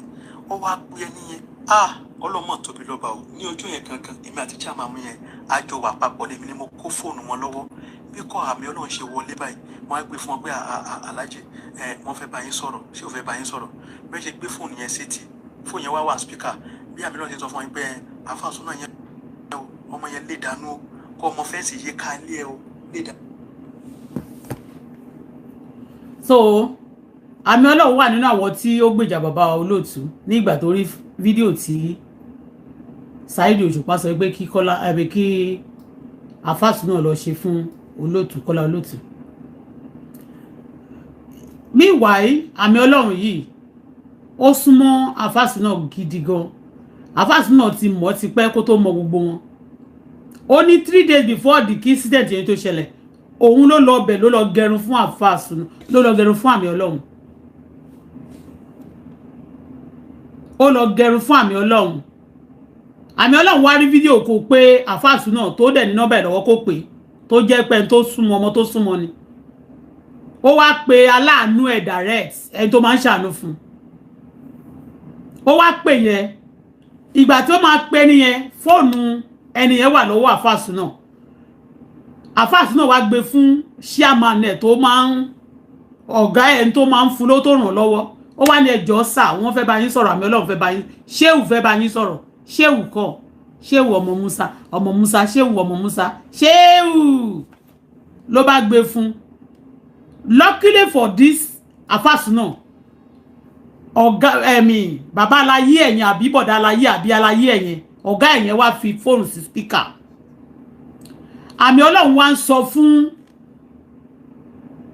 olóore àfáàsì náà pé ọmọ àfáàsì náà yẹn o lè kúrò lọ́dọ̀ ẹ o kó dẹ̀ mọ fẹ́ǹsì yí ilé ẹ̀ka o àfáà tó ń fẹnu bà tèèyàn jẹ́ àfáà tí ń ré ni jábọ́ àwọn àfáà játijàti àfáà já nọ́mọ̀ àfáà bàtẹnijẹ́ àfáà tó lóògùn tí ò lè bá Boko Haram jà àfáà tí ó jẹ́ pé àwọn bandits wà lórílẹ̀-èdè Nàìjíríà wọn ò mọ nǹkan tó lè ṣe sí àfáà tí wọ́n ń pa àwọn èèyàn tí ò sí nǹkan tó lè ṣe ẹnu yìí náà ni. ó pe ni ẹ ó ní kó mọ fẹ́ǹsì ìdílé ẹ̀ka o kó pé àfáàsì náà kó sọ fún pé in tó ṣe yẹn kò dáa lọ delete video yẹn kó dẹ̀ ṣàlàyé fún pé Òṣùpá ló ní ló ṣe o kò sọ wọ́n ti rí ọmọ kékeré tó fẹ́ lù wọ́n ti lù ẹni wọ́n fẹ́ pa ògo ti ẹni wọ́n ti ní èdè ẹnìkan láti fi ṣe ètùtù ayé bẹ́yẹn wọ́n máa mú ìwọ ni wọ́n fẹ́ mú sílẹ̀ tó bá ti fẹ́ pa èèyàn wọ́n á kọ́kọ́ mú finance wọ́n á bàjẹ́ gbogbo ohun tó ń ṣe wọ́n á bàjẹ́ ọ̀nà tó gbogbo tó lè múnú ẹ̀dùn tó ti ń ṣe láṣeyọrí wọ́n á máa bàjẹ́ wọ́n á máa tẹ̀ ẹ́ toró tún sọ nínú ibì kan pé òun láàlá pé òun rí ẹni tó ń léwu lójú oorun pé ó fẹ́ àmì pé ó máa fún un lọ́rùn pa ó ní wọ́n sọ pé ohun àlá ni kì í ṣe àlá o gbogbo nǹkan tó ń fẹ́ ṣe fún tó wá ń ṣẹlẹ̀ lónìí òun lórí yẹn torí náà bá ti tẹ̀ tó ń dí ẹ lọ́wọ́ tó ń lé gbogbo èèyàn lẹ́yìn fún ẹ ẹni tó bá tún fẹ́ dààmú tó fẹ́ ṣàánú fún ẹ tí wọ́n bẹ̀rẹ̀ sí ń sa oògùn tí tó ń sagbára láti ba ti ẹ̀ jẹ́ wọ́n fún ẹ lọ́rùn ni wọ́n fẹ́ pa ẹni so ẹni tó bá tún dúró tiẹ̀ wọ́n pa gbogbo ẹnikẹ́ni tó ní òun fẹ́ fún mi lọ́rùn pa gbà á ládùúrà tó bá wà mí tó lẹ́yìn tí ó bá fẹ́ ṣàánú fún mi òun yóò tẹ̀ wọ́n lọ́rùn pa irú ẹ̀dá bẹ́ẹ̀ ọlẹ́dà ṣẹ̀dá bá mi fún Ọlọ́run pa Ọlọ́run fún Ọlọ́run pa ẹni tó bá dùn máa pa mí òun fẹ́ pa olóore mi àbó òun fẹ́ fún olóore mi lọ́rùn pa àbó òun fẹ́ fún òwò mi lọ́rùn pa òun fẹ́ fún òwò mi lọ́rùn pa Olúwa fún àwọn ẹ̀dá bẹ́ẹ̀ ní ọrùn pa.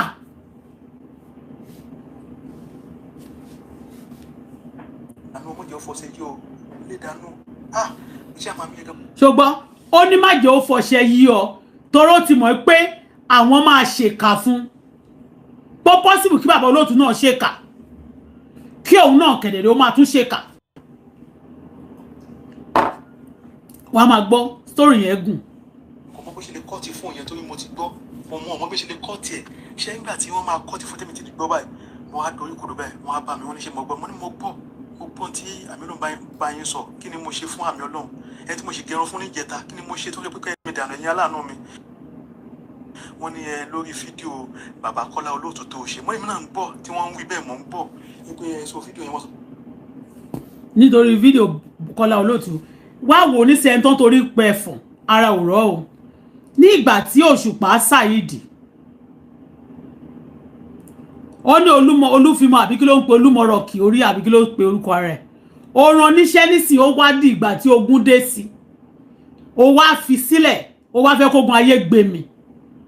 ṣé ẹyẹlé ń bó nílé jẹ kó bó nílé mu ni tó bá jí ọmọ tiẹ̀ ló rán níṣẹ́ tó lọ jì sí kòtò ń ta Ọlọ́run ò ní jẹ́ kó ọmọ ẹ̀ jì sókè kòtò ṣé ìwọ lè sọ ọ́lẹ̀ ọmọ lọ́mọ ló ṣe rán níṣẹ́ dé tòrútòrú systematically lè máa fi àwọn ọmọ lọ́mọ ṣe ètùtù ayé láti sọ pé fẹ́ gun òkè ti yín because nǹkan tẹ́ ṣe yẹn ẹ sabotage fẹ́ sabotage ọmọ yẹn ni.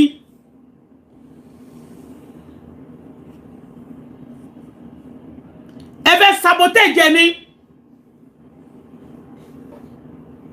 Killers of destiny. sọ pé fídíò bàbá Kọ́lá Olóòtú tó ṣe ni wọ́n sọ pé káwọn lé mi dànù mo á lórí kodò wípé àmì náà tí mo sì gẹ̀rún fún jẹta ṣe bóyá kí wọ́n mú nọ́mbà mi kọ́ pè mí ni kí wọ́n kílé lè ṣá máa wá jẹ́ pé yẹn pé kí n fọkàn balẹ̀ àwọn ò ní lé mi dànù kí n fọkàn balẹ̀ kí n má wọrí. so ti chairman lágbára Ọlọ́run èmi ò mọ chairman yẹn ṣùgbọ́n Ọlọ́run tó jẹ́ kí egungun according to the book of Ezekiel 37 egun gbígbẹ ó padà dá láyé padà Ọlọ́run tó máa múrí jáde náà ẹ̀rí Ọlọ́run á dá ẹ̀ padà síkú á dẹ̀ dá tèmi náà padà fún mi wicked souls we have them in our society àwọn tí ò ṣe súnmọ́ tó dẹ̀ pé àwọn là ń pàtẹ́wọ́ fún àwọn tí ò ṣe rìn súnmọ́ tó fẹ́ máa fa yí àwọn ọmọ ọlọ́mọ ẹ̀yin èèyàn tẹ́ máa kàn appreciate gbogbo àwọn èèyàn lórí kì í tẹ́ ṣe lórí social media nìkan àwọn ẹlòmíì tó bá kúnlé àwọn ló fẹ́ pa ẹ̀ àwọn ẹlòmíì tó bá ń pàtẹ́wọ́ fún tó rè pé ó fẹ́ o lè fàyè ẹ̀ lélẹ̀ fún torí pé tó bá tiẹ̀ kú wọ́n á tiẹ̀ tọ́jú ọmọ ẹ̀ ó ya má kú nítorí èèyàn torí wọn ní tọ́jú ọmọ máa tún fọmọ ẹ̀ ṣerú ni òun lòun ló kọ pé ikú tó pa aládìyẹ tó tún padà nílò ipò léwúrẹ́ àbí kí ló sọ ní o mọ ẹja máa gbọ́ lọ bọ̀bọ́ yẹn wá sọ pé olórí ẹ̀ sọ pé má wọrí mi nílé ẹ̀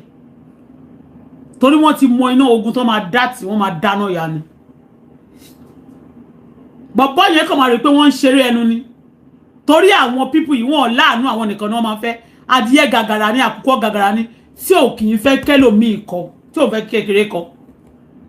alákàrà ni wọ́n ò fẹ́ kẹ́nìkejì dí ìkà ni wọ́n ajádẹ̀ ni wọ́n tó mọ ọmọ ọlọ́mọ fún lọ́mọ tó mọ ọmọ tiẹ̀ fún lọ́mọ tó dẹ̀ bá já ọmọ ọlọ́mọ jẹ. àwọn òyìnbó ìbànújẹ́ gorí ọkàn mi wọ́n á délé lálẹ́ ìyàwó mi ń bi mí lé pé kí ló ṣẹlẹ̀ pé kò sí nǹkan kan ìlé sọ síta pé ẹni tí mo gbà fún tí mo sì gẹrun fún jẹta tó ṣèdè láti Amẹ́ríkà ọlọ́mọ tóbi lọ́ba wa jẹ́ kí àṣírí ò tú sí mi lọ́wọ́ ẹ̀mí mo kó fóònù ẹni yẹn lọ́wọ́ mo wá sùn bóyá nítorí nǹkan tí mo wá gbé sọ́kàn sùn ni bí mo ṣe máa jí lóru báyìí. The person, let me just tell you, I want to tell you the truth. Ìwọ àfàsùn náà àtẹ̀yìn tẹ́ bá ń gbọ́. Ṣé rí àmì Ọlọ́run yóò ti ń jowú bọ̀bọ́ yẹn náà tipẹ́tipẹ́. Despite pé ó ń ṣe, ó gbà fún gẹ́gẹ́ bí ọ̀gá, ó bá gẹrun, ó gbà ní kìnìkan. Ẹ má porí mi níbi o. Ẹni bá porí mi níbi, àwọn terrorists ló máa pa yín dànù, ogun ẹ̀yìn ló máa jà yín. Ẹ̀yin àti terrorists máa jà. Ẹ má porí mi níbi o. Ẹ̀yin apààyàn tó yẹ pé oògùn kàlẹ́ ní láti bá yé èèyàn jẹ́ ẹ má porí mi níbi ẹ má dẹ̀ porí ọmọ mi níbi o abẹ́lé po tà ń gbígbóná àfikúkú rajà àwìn ẹ̀yin tẹ́ lè kọ́lé tó jẹ́ pé máa ń wọlé ọlá ni ẹ̀yin olóògùn kà tẹ́ lóògùn rẹ lọ́wọ́ ẹ̀yin oògùn tẹ́ fi ń dàlúrú tẹ́ fi ń ba yé àwọn èèyàn jẹ́lẹ̀ ní ẹ̀ lóògùn tó ń sẹ́tù ìlú oògùn tó máa ń jẹ́ káwọn politician ṣe dáadáa nílùú kó máa jẹ́ kí orílẹ̀-èdè tòrò ẹ̀ ní o ẹ ní oògùn tó lè jẹ́ kí plane ẹ lè fò lóru ẹ lè fò lọ́sàn kẹlẹ́ bá yé èèyàn jẹ́ ẹ lóògùn tó lè ṣerú jẹ́ẹ̀tì tó máa fi ba tán lè fi kọ́ńkà wọn ẹ lè ṣe yẹn o ẹ̀yin olóògùn kà tẹ́ lè bóògùn tẹ́ lè bá wọn oníbọn àwọn DSS àwọn kíní lásán ẹ lè bá wọn jà ẹ dákun ẹ má yíwọ́ yín síbí o.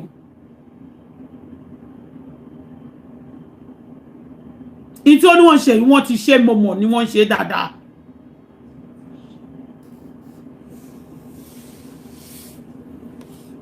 àwọn àfáà náà wọ́n ní àwọn ọmọ àwọn àfáà yẹn wọ́n máa ní àfáà sínà bóyá torí àfáà sínà tó lóun jẹ́ àwọn àfáà já námọ̀ àwọn àfáà játíjátí àwọn àfáà ná àwọn àfáà irọ́ àwọn àfáà olè àwọn àfáà lọ́jàlè wá kẹ́ẹ̀kọ́wọ́ wá àwọn àfáà amúrọ̀bà àwọn àfáà olórí bú kì í ṣe gbogbo yín o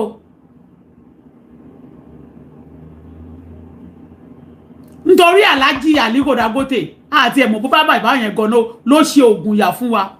mọ̀kàn dédé ń hate Alhaji Aliko Dangote ni mo dẹ̀ gbé jẹ́ títí mo fi lọ sí Nàìjíríà bí báyìí tí mo sọ wípé kí ló dé tó ń bú Dangote ń jọ yẹn lọ́hùn mo sọ ni mo ní why are you abusing Dangote Alhaji Aliko Dangote tó ní ó ní ahun kò ń fúnyàn lówó mo ní èmi tí mi ò láhun tẹ́ mo wá patí tí wọ́n pè mí tí mo dẹ̀ fún yín 500,000 tẹ́sẹ́ pé 1 million lówó ní àti ìpèsè ṣe owó sí mi lọ́wọ́ yàtọ̀ sí ọ̀tẹ́nà bí gbogbo ń ṣe nìyẹn ní tí mi ò fi sọ̀rọ̀ àmì ọdọ̀ rí pé ọjọ́ tí mo pàdé empathy kò bèrè ọlọ́run yàtọ̀ sọ́ tí mo náà fún ọ̀tẹ́nà majority of you too you are ọ̀tẹ́nà yàtọ̀ sí àwọn fraudster bí kẹ́ ṣe bí MC kẹ́ ṣe bí Koko Zaria yàtọ̀ Koko Zaria yẹn ó máa ń bú gbogbo wọn àwọn àfáà ìmọ̀ olóògbé mọ̀ níwọ̀n kíríkan àwọn pásọ̀ tó máa bú gbogbo wọn ni ní ìgbà tí wọ́n Òṣùpá ń sìn oṣù orí paraba ó ní kí lórúkọ Òṣùpá Olúfimọ àbí orí Olúmọrọ̀gẹ̀ you cause this guy problem and now ó lọ nínú ìṣòro yẹn ó dẹ̀ ń wò níran ẹ fẹ́ fi dájọ́ àbí ẹ fẹ́ fi ṣe ètùtù àbí torí tẹ́ bá ti fẹ́ pọ̀ ọmọ lọ́mọ bẹ́ẹ̀ ṣe máa kọ́kọ́ bẹ̀rẹ̀ pẹ̀lú ẹnìyẹn bẹ́ẹ̀ ṣe kọ́kọ́ bẹ̀rẹ̀ nìyẹn pẹ̀lú Mohbad ẹ máa fi ikọ́ báyìí wọ́n máa dààmú ẹ̀ kiri ni nígbà tó yá eléyìí náà àfáà náà sọ pé tí ìbá jẹ́ bó ṣe jẹ́ ni ó nìkan máa nà ọ́ kiri ni ẹ ṣe lọ́nà àwọn bandit kẹ́ bá wa nà kíní a máa sọ fún àwọn bàbá tó ló wà nídìí àwọn bandit yẹn a máa ní kọ́ máa yí bá àwọn àfáà jà ní orílẹ̀-èdè wa kí ló ṣì gan tẹ́ máa bá yé àwọn ọlọ́mọ jẹ́.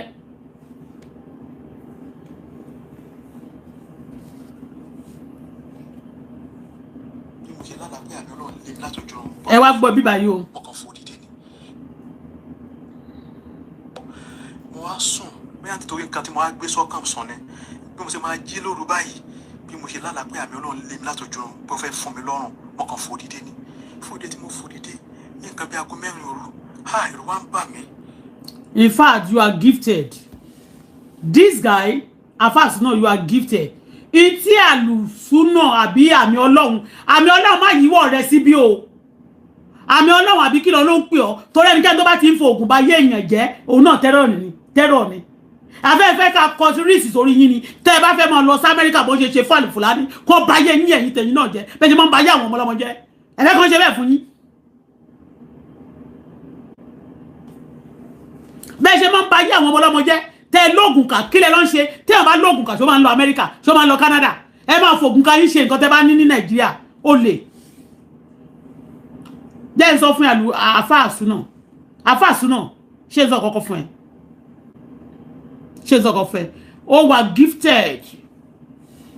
lóru ọjọ́ yẹn bó ṣe nígbà tó pé ó ti pé hepa ẹ̀ pé kó súnra fún ìyẹn mi pé iṣẹ́ burúkú la wọ́n fẹ́ sa iṣẹ́ burúkú ti bọ̀bọ̀ yẹn kí ló tí ì ṣe ó kàn jáde ó sọ̀rọ̀ ó bú wọ́n ní kó lọ tẹ̀ sí Olúfimọ lójú àmì sí èyí tó wà ń bàdàn kí lórúkọ ẹ̀ eléyìí ogun kà bó ṣe ló ṣe lẹ́gẹ́lẹ́gẹ́ wọ young afa tó yẹ kí ṣeré ló yẹ ká bá lọ́wọ́ ẹ̀ wọ́n bá ṣeré lọ́wọ́ ẹ̀ yàtọ̀ sí kó o sọ pé ìwọ náà ṣe charity ẹ dákun ẹ dáwọ́ síbi o àtìràlẹ̀ síbi kíni kan ẹ dákun ẹ dáwọ́ alọ́gbà àwọn nǹkan sílẹ̀ ní ilé ẹjọ́ àti ní ọgbà ìwọ̀n ló wà ń kirikiri kódà àwọn tó wà ń bẹ kirikiri ibẹ̀ yóò dá ìfà tó bá yẹ pa ní tí wọ́n bá máa fi ọ̀wọ̀ burúkú tó máa ń wò yín bí èèyàn Ọlọ́run ni irú ẹ̀yin gan pàápàá kí ló dé tí wọ́n anyway a sì ń bọ̀ àti ìdè ogun rẹ̀ ní bẹ́ẹ̀ ṣe pé gbogbo àlùjọ̀nú ìsà òkú oríṣiríṣi tó yẹ kán máa rẹ́sì nínú igbó àbí kán máa rẹ́sì nínú ìpòkú wọn ẹ pé gbogbo wọn síta wọ́n bẹ̀rẹ̀ sí da orílẹ̀-èdè rú wọ́n ń pòsẹ́sì àwọn èèyàn kiri wọ́n bẹ̀rẹ̀ sí ń pa àwọn èèyàn àwọn àlùjọ̀nú ló máa ń pòsẹ́sì àwọn ikú ẹ̀mí ikú àti ọ̀run àpáàdì wọn ló pòsẹ́sì àwọn èèyàn tó ń pààyàn tó fi jẹ́ pé kí lè wọ́n lọ rẹpẹtẹ lórílẹ̀-èdè Nàìjíríà ni àwọn àfáì náà lára wọn wà náà tó ń já tó ń fẹ́ jẹ tó ń fi ẹ̀jẹ̀ èèyàn àwọn tó bá ti ń pe àlùjọ̀nú tó ń ba ayé èèyàn jẹ́ bá ní léèyàn lára ẹ o lé lára ẹ kó má bàa kọ́ ṣe iye tó ń ti mọṣẹ́ burúkú tó ń fẹ́ sà tiẹ̀ ni wọ́n fẹ́ sa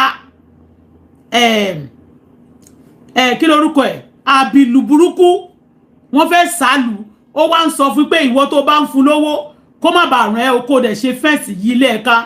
wọ́n ṣe máa ń fẹ́ǹsì ayé àwọn ọmọ nìyẹn wọ́n ṣe kí ni wọ́n isolate wọn wá dẹ̀ ti ṣe dáadáa fún wọn ò ní rántí rere kan tó ṣe fún wọn rí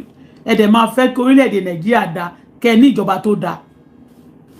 àwọn tó sì ń dáwó fún yín àlùjọ̀nú tẹ́ níyẹn most of you ẹ̀yin lè bà orílẹ̀-èdè Nàìjíríà jẹ́ gbogbo ẹ̀yin tẹ́ máa ń lo diabolic things tẹ́ máa ń ṣèkà ẹ̀yin lè bà orílẹ̀-èdè jẹ́ torí pé tí ìlú tó bá ti ń ṣèkà Ọlọ́run máa ń jẹ́ kíkà wà ń bẹ ó máa yan olórí tó máa ṣèkà ó máa yan àwọn gbogbo èèyàn tí ó máa ṣèkà ló máa yan tiwọn tí ìkà bá pọ̀ nù family Ọlọ́run máa ń jẹ́ kí ìkà kó tó bá a máa jẹ́ kí àwọn ìkà máa associate mọ́ family bẹ́ẹ̀ ni láti jẹ́ kí wọ́n lè máa sun ẹ̀san ìkà fún wọn kí ló tẹ́ fi ń ṣe ìkà náà ṣé bí Ọlọ́run ṣe sọ pé kẹ́ ṣe lẹ́ ń ṣe yẹn àfa àjànà mọ̀ iṣẹ́ burúkú tó fẹ́ ṣe òun ló ṣe sọ pé kí olóore ẹ̀ kó sá fún tó bá ti sá fún ó ní kó bá jẹ́ ó fọṣẹ yí ẹ o torí pé ó máa ṣàṣẹ burúkú tì ẹ má ṣàṣẹ burúkú wá bí o ẹ fojú sí àmì Ọlọ́run lára o torí ọjọ́ ta ti ń sọ̀rọ̀ lórí social media mi ìdárúkọ ẹ̀ rí torí pé kò tọrọ bára lọ kò tọrọ owó lọ́wọ́ mi jẹ́ mo fún lówó o kò tọrọ owó lọ́wọ́ mi bó dẹ̀ ṣe wà tí ò tọrọ owó lọ́wọ́ mi tí ò ṣe kìíní ó lè wà náà wọn tó ṣèkà fún mi bí ṣe wà torí wọ́n máa ń ṣèkà ni bó náwó ń bì kan náà máa rí pé ó ń gbéraga ni wọ́n máa fẹ́ kó wá sọ́dọ̀ wọn tó bá sàbìlù tiẹ̀ sódà tó bá lọ ní problem wọ́n lè ní kó gbé ẹ wá tó bá wá sọ́dọ̀ wọn ibi tó ń dè ẹ mọ́ wá lọ tú ẹ padà ń bẹ̀ a ní wọ́n lé wa a ní wọn àwọn ló máa sá àwọn ló máa dé àwọn náà dìbò tó sọgbọ́n fi system tú bí àwọn pásítọ̀ èké náà ni gbogbo ẹ̀yin tẹ́ máa ń ṣe diabolic things tẹ́ máa fẹ́ jẹun tẹ́ níṣẹ́ kankan yàtọ̀ sí pé kẹ́ jókòó kẹ́kọ̀ọ́ máa ṣàṣẹ́ burúkú kẹ́ máa pe àwọn àlùjọ̀nú àwọn ẹ̀wìn tó yẹ kó máa gbẹ́nu gbó tẹ́ kó gbogbo wọn mọ́ra tẹ́ máa bẹ̀ wọ́n kiri ẹ̀yin náà ẹwà náà wọ́n tó ba orílẹ̀-èdè wa jẹ́ kì í ṣe rọ́ èèyàn gbàdúrà kò mí pé kó má ṣiṣẹ́ kò dẹ̀ mí pé téèyàn bá dẹ̀ ti ṣiṣẹ́ yóò jalè yóò sì rán àwọn àlùjọ̀nú káàkiri òun lẹ ṣe ń bẹ àwọn àlùjọ̀nú kiri iṣẹ́ burúkú tó fẹ́ ṣe ló fi ń sọ fún ẹni yẹn pé lè kúrò lọ́dọ̀ ẹ̀ kó mọ fẹ́ǹsì tí gbogbo ẹnikẹ́ni tó bá ti ń rán àlùjọ̀nú láti rán iṣẹ́ burúkú tí ọmọ ọlọ́mọ ìwọ nìyẹn ọlọ́run máa ṣẹ̀sọ fún gbogbo yín á sàn sọ fún yín àti tó bá dùn nú ayé yín àtàwọn ọmọ yín tẹ́yìn tó jẹ́ pressure sí yẹn tẹ́yìn gbogbo ẹkún tẹ́ fi ń bọ̀ yẹn ọlọ́run máa ṣẹ̀sọ fún yín ó ní nígbà tẹ́yìn bá pọ̀ bí àfa burúkú tẹ́ bá pọ̀ lórílẹ̀-èdè wa bẹ́yẹn tí pásọ̀ pọ̀ tí àwọn oríṣiríṣi ìṣẹ̀ṣe àwọn oníkà ológunkà tó ń pọ̀ bẹ́ẹ̀ lórílẹ̀-èdè ẹ máa tẹ́ bá ti ra rówó jọ tẹ́ ló lè jà díẹ̀díẹ̀ ẹ máa fẹ́ràn ọmọ yín lọ sókè òkun kan lọ wà ńbẹ̀ ẹ̀yin náà òun náà bó ṣe lọ yẹn kí lẹ mọ́ lọ ṣe lókè òkun náà kí lẹ máa lọ ṣe l'Amẹ́ríkà kí làfà lọ máa ṣe l'Amẹ́ríkà bẹ́ẹ̀ ṣe máa plant ọmọ yín náà ẹ̀ náà máa fẹ́ fọmọ síbẹ̀ ẹ jẹ́ ẹ̀yàn ọlọ́run lẹ́ẹ̀ lè gbàdúrà kọ́ ọlọ́run kó tú orílẹ̀-èdè wa ṣe.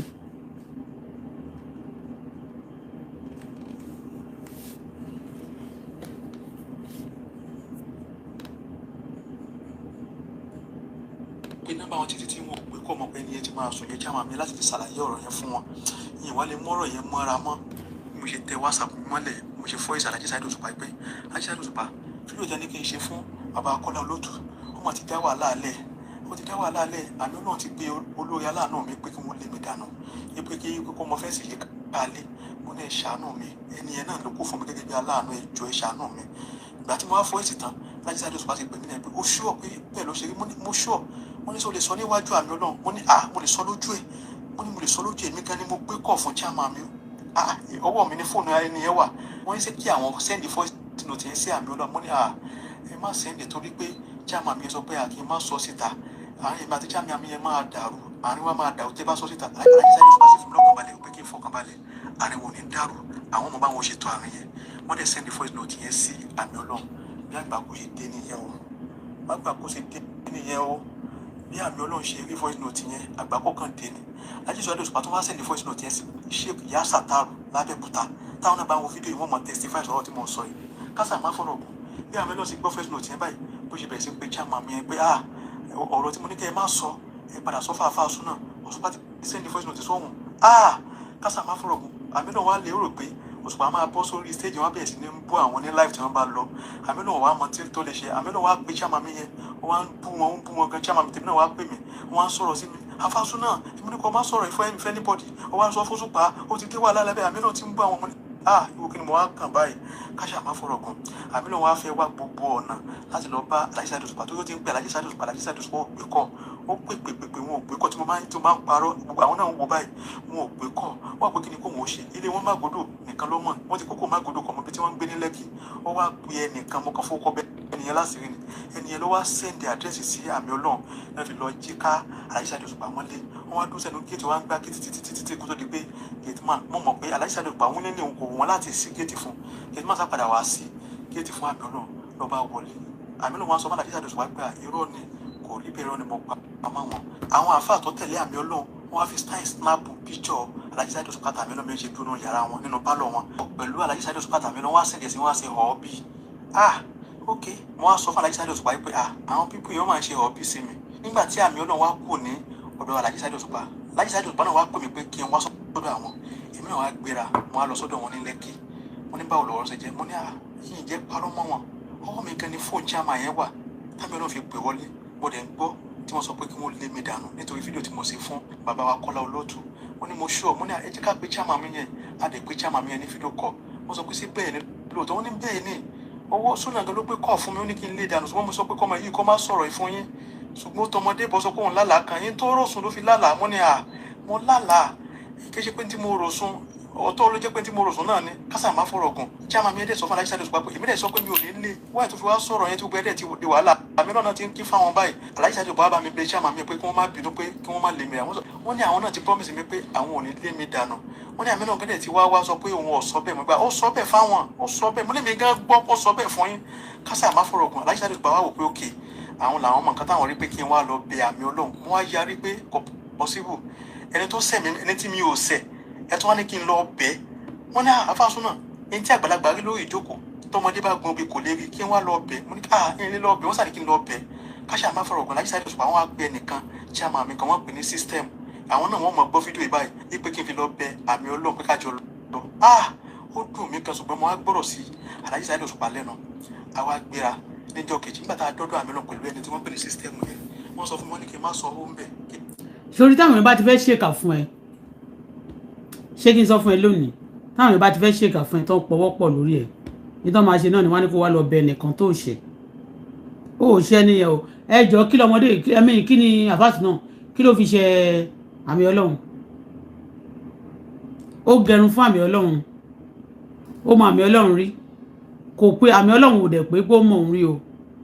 kóun kọ́kọ́ pé kóun wọ̀n nẹ̀nà àbí kóun sọ fún kókó delete fóònù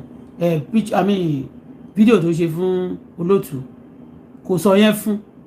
ó wá sọ fún ó wá lọ pé èèyàn tó ń ṣoore fún ó ní kó lè dànù torí pé ó ti máa rí bí threat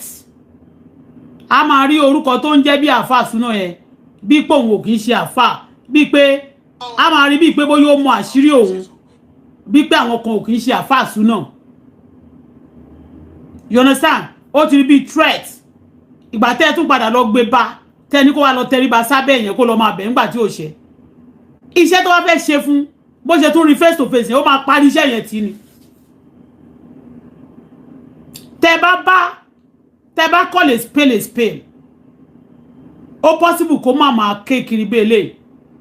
kó sọ fún ókè o àṣírí tó fẹ́ sọ tó rò pé òun fẹ́ lé olóore jìnnà sí tó ní kó lóore sá fún o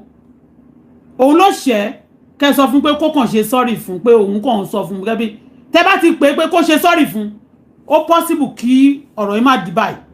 kọ́mọ ìmádé kí bọ̀bọ̀ ìmádé wá síta láti wá máa sọ fún wa lónìí pé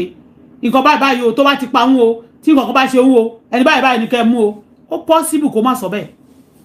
bọ̀ nítorí pé máa gbẹ́bí fáláre ní orílẹ̀-èdè wa ni ẹ̀dẹ̀ máa gbáre fẹ́lẹ́bì ní orílẹ̀-èdè yìí àti àwọn òyìnbó tọmọdé bá ṣe àgbàlagbà wọ́n ní kó ṣe sorry fún àgbàlagbà yẹn tágbàlagbà bá ṣe ọmọdé wọ́n ní kágbàlagbà yẹn náà ṣe sorry fún ọmọdé yẹn that to tell you everybody have rights everybody has their rights don't because you are elderly you are older than this person and use your age to write this person and don't use your don't say because you are also young and you cannot use that also to fraud. Everybody has their rights. But in our country, a máa ń switch ẹ̀ ni.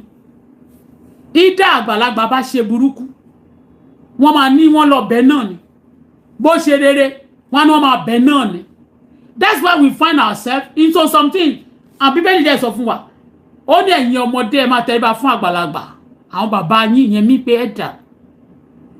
You elders, ẹ má provoke àwọn ọmọ yín. Ìdí Bíbélì sọ ni àdúrà náà dẹ̀ support ẹ pé everybody have their rights. But àwọn rights kan ẹ máa parẹ́ ni. Kí ló máa lọ bẹ àmì Ọlọ́run fún? Ẹ lọ parí iṣẹ́ ẹ̀ ní láti lè fayé ẹ̀ ṣe tutù.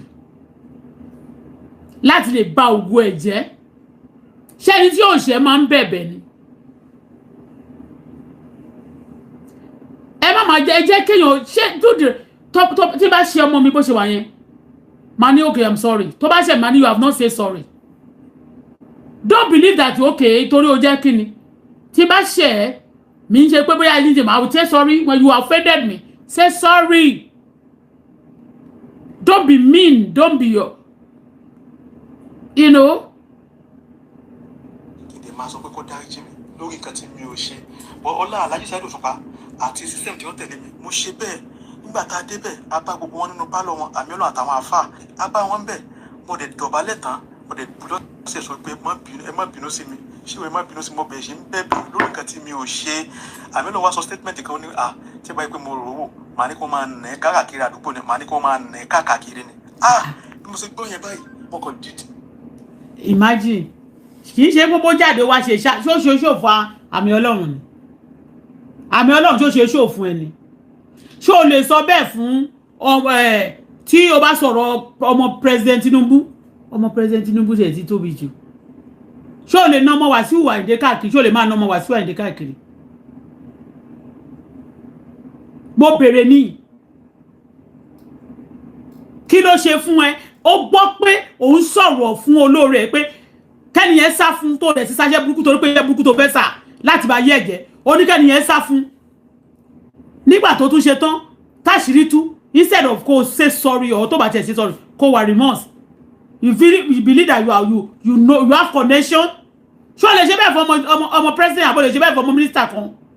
kó sọ fún pé wà ní kó máa nà kiri ni ó ṣe lọ bá wa nu àwọn bandit àti tó ń pa èèyàn àfa àjà nàmọ nonsense ó lóun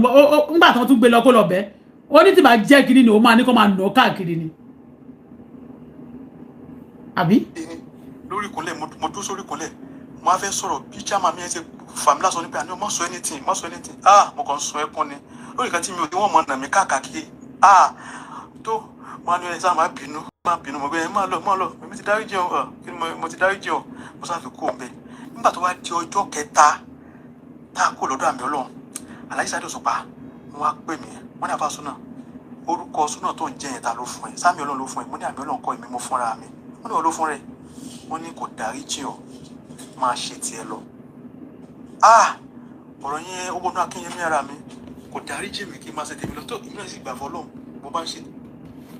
ṣé fíìmù lẹ́yìn yà àbí ẹ̀kọ́ ń sọ̀rọ̀ Òṣùpá ló tún pè é pé àmì Ọlọ́run ò dáríjì ẹ̀ Òṣùpá ìwọ ló cause problem àti àmì Ọlọ́run kí ló kan àmì Ọlọ́run bẹ́ẹ̀ torí pé àmì Ọlọ́run ti rí tán ó rí bí ẹni tó bẹ́ẹ̀ ọmọ ṣẹ́ ẹ̀ ni àbó máa ń ba ẹgẹrun nulẹ̀ àbó ti mọ̀ tán torí bẹ́ẹ̀ tí kúlẹ̀ ò bá pààyàn tó dé òkèrè yàn mú àwọn ẹlòmíì tó ti ṣe dáadáa fún tó mọ̀ ẹ́ tó súnmọ́ ẹ dáadáa àwọn náà máa ń fẹ́ lò ń gbà mí láti bá yéèyàn jẹ́ Òṣùpá kí ló dé tó tún wá pè pé kò tí ì dáríjì ẹ̀ àṣàgbàlagbà tó jù lọ tó dẹ̀ pé wọ́n ló bẹ̀ẹ́ iṣẹ́ yẹn ó ṣe sọ fún pé kó dáríjì kó tiẹ̀ wá sọ fún pé nǹkan kò gbúdọ̀ ṣọmọ yẹn o tí wọ́n bá ṣọmọ yẹn èyí náà máa gbà ń gbòòrò pé àjọ wà ń gbòòrò yìí ni ó ṣe sọ bẹ́ẹ̀ fún tí wọ́n gan ò bá ń ṣèkà olórí ńlá tí ò bá ń ṣèkà olórí ńlá ṣé ò lè nọmọ Wàsíù bẹ́ẹ̀ abó lè nọmọ ó lè ní kọ́ máa nọ ṣèyí Tinubu kiri even gan kí lorúkọ bọ̀bọ̀ yìí tọmọ Ìgbò kan báyìí tó ṣe kú lábàáyé tó máa ń tẹ̀lé wọn kiri ṣó lè ní kọ́ máa lọ kiri ṣó lè nọmọ Òṣùpá káàkiri gan ó lè sọ bẹ́ẹ̀ fún Òṣùpá pé ó máa nọmọ ẹ̀ even Bísí gan tí ò fẹ́ mọ́ yìí ó lè sọ pé kọ́ máa nọ kiri.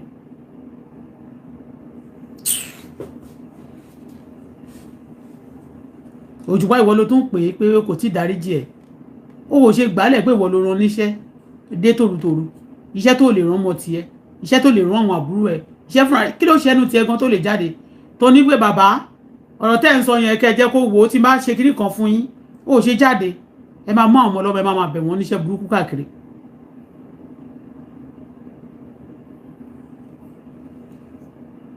èmi lọ mọ bá rìnàjò ayé mi lọ lálẹ́ mọ̀ pé ogun bẹ níwájú fún mi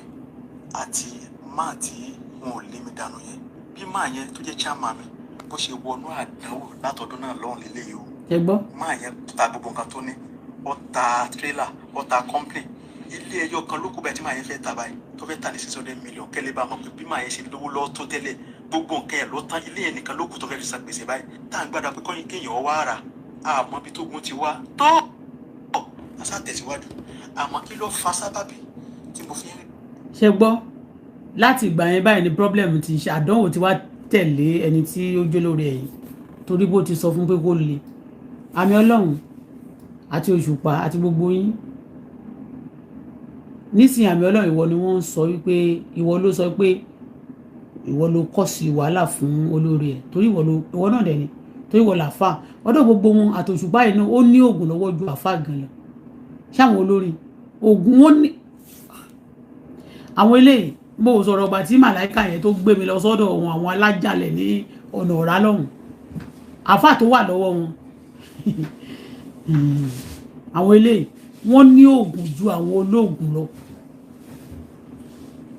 àbáyé ọmọlọ́mọ jẹ́ àwọn ìka èèyàn so àmì Ọlọ́run nísìn. mo nífẹ̀ẹ́ wọn táwọn náà sì mọ̀ pé mo nífẹ̀ẹ́ àwọn kí wọ́n yẹ̀ wò àwọn kan ti yẹ̀ wò mọ̀ gbọ́. kí n rí kọlu kẹ́ńtì Dr. Saheed Òṣùpá olófin mátàgbà mọ́lẹ̀ ibi tí mo nífẹ̀ẹ́ wọn táwọn náà sì mọ̀ pé mo. ọ̀ àṣà tẹ̀síwájú àmọ́ kí ló fa sábàbí tí mo fi ń rí kọlu kẹ́ńtì Dr. Saheed Òṣùpá. tá à ń gbàdá pé kọ́yìn kéèyàn wá ara àmọ́ ibi tó gun ti wá tó àṣà tẹ̀síwájú àmọ́ kí ló fa sábàbí tí mo fi ń rí kọlu kẹ́ńtì Dr. Saheed Òṣùpá olófin mátàgbà mọ́lẹ̀ èmi tí mo nífẹ̀ẹ́ wọn táwọn náà sì mọ̀ pé mo nífẹ̀ẹ́ àwọn kí wọ́n yẹ̀ wò àwọn kan ti yẹ̀ wò mọ̀ ọmọ yìí nífẹ̀ẹ́ mi tọkàntọkàn kí wọ́n lọ fa tí mo fi wá ń rìkọ́ọ̀dù wọn ẹ gbọ́ lẹ́nì bó ṣe di lọ́jọ́ kan èmi àti Alhaji Saheed Òṣùpá à ń sọ̀rọ̀ bá ṣe wá ń sọ̀rọ̀ ọ̀rọ̀ wa kọ̀rọ̀ wọ́n sọ pé àfáàrí àmì Ọlọ́run bí ṣe mẹ́ṣà àmì Ọlọ́run báyìí mo kàn tẹ̀ rìkọ́ọ̀dù ní kí ni eré sèǹbọ̀ ìtẹ̀rẹ̀ kọ́ ní pé mo máa ń fẹ́ tún ọ̀rọ̀ wọn gbọ́ torí àwọn ọ̀rọ̀ ọlọ́gbọ́n làákàyè máa ń wà ń bẹ̀ ẹjọ́ dáṣà àwọn kí n tó ẹ̀ tún gbọ́ bí tí mi ò bá gbọ́ dáadáa bí Òṣùpá ṣe sọ fún mi pé àáfà àmì Ọlọ́run yẹn wípé ẹnìkan ó ṣoore fún ọ̀ràn ní Mẹ́kà ó tún ra mọ́tò fún wípé ẹni yẹn padà wá sẹ́ nígbà tí ẹni yẹn padà wá sẹ́ àmì Ọlọ́run sọ pé àwọn jókòó papọ̀ àwọn àáfà wípé wọ́n sàṣẹ nìyẹn ọlá rẹ̀ rinlẹ̀ tó dẹdun arinlẹ̀ rabaraba rẹ̀ ló tún pa ẹni yẹn bẹ́ẹ̀ ni sọ fún mi evidence ń bẹ lọ́wọ́ mi o yes proof ń bẹ lọ́wọ́ gbogbo tó ń bà mí lọ́kàn jẹ́ tó ń bà mí nínú jẹ́ ni pé nígbà tí wàhálà ìṣẹ̀lẹ̀ nípa ti fídíò bàbá Kọ́lá Olóòtú tí gbogbo ẹ ti di rántó tí Alhaji Saheed Òṣùpá ti sọ fún mi pé àmì Ọlọ́run. nísìnyí Òṣùpá ṣèwọ náà lọ́wọ́ nínú problem yẹn because bó ṣe ń sọ fún ìwọ ló sọ fún pé àmì Ọlọ́run ò dáríjì ìwọ dẹ̀ ló bẹ̀ iṣẹ́ tó kú bá ó tún wá sọ fún ipe àmì Ọlọ́run ó sàsí ẹnìkan ẹni yẹn dẹ̀ ti ṣoore fáàmì Ọlọ́run rí ó ràn lọ Mẹ́kà ó ra mọ́tò fún ó ṣe gbogbo ẹ̀ fún àmì Ọlọ́run òun àti àmì Ọlọ́run wá jà àmì Ọlọ́run wá sàsí ẹni yẹn wá padà ta gbogbo nǹkan tó ní rabaraba ẹ̀ ló tún wá pa ẹni yẹn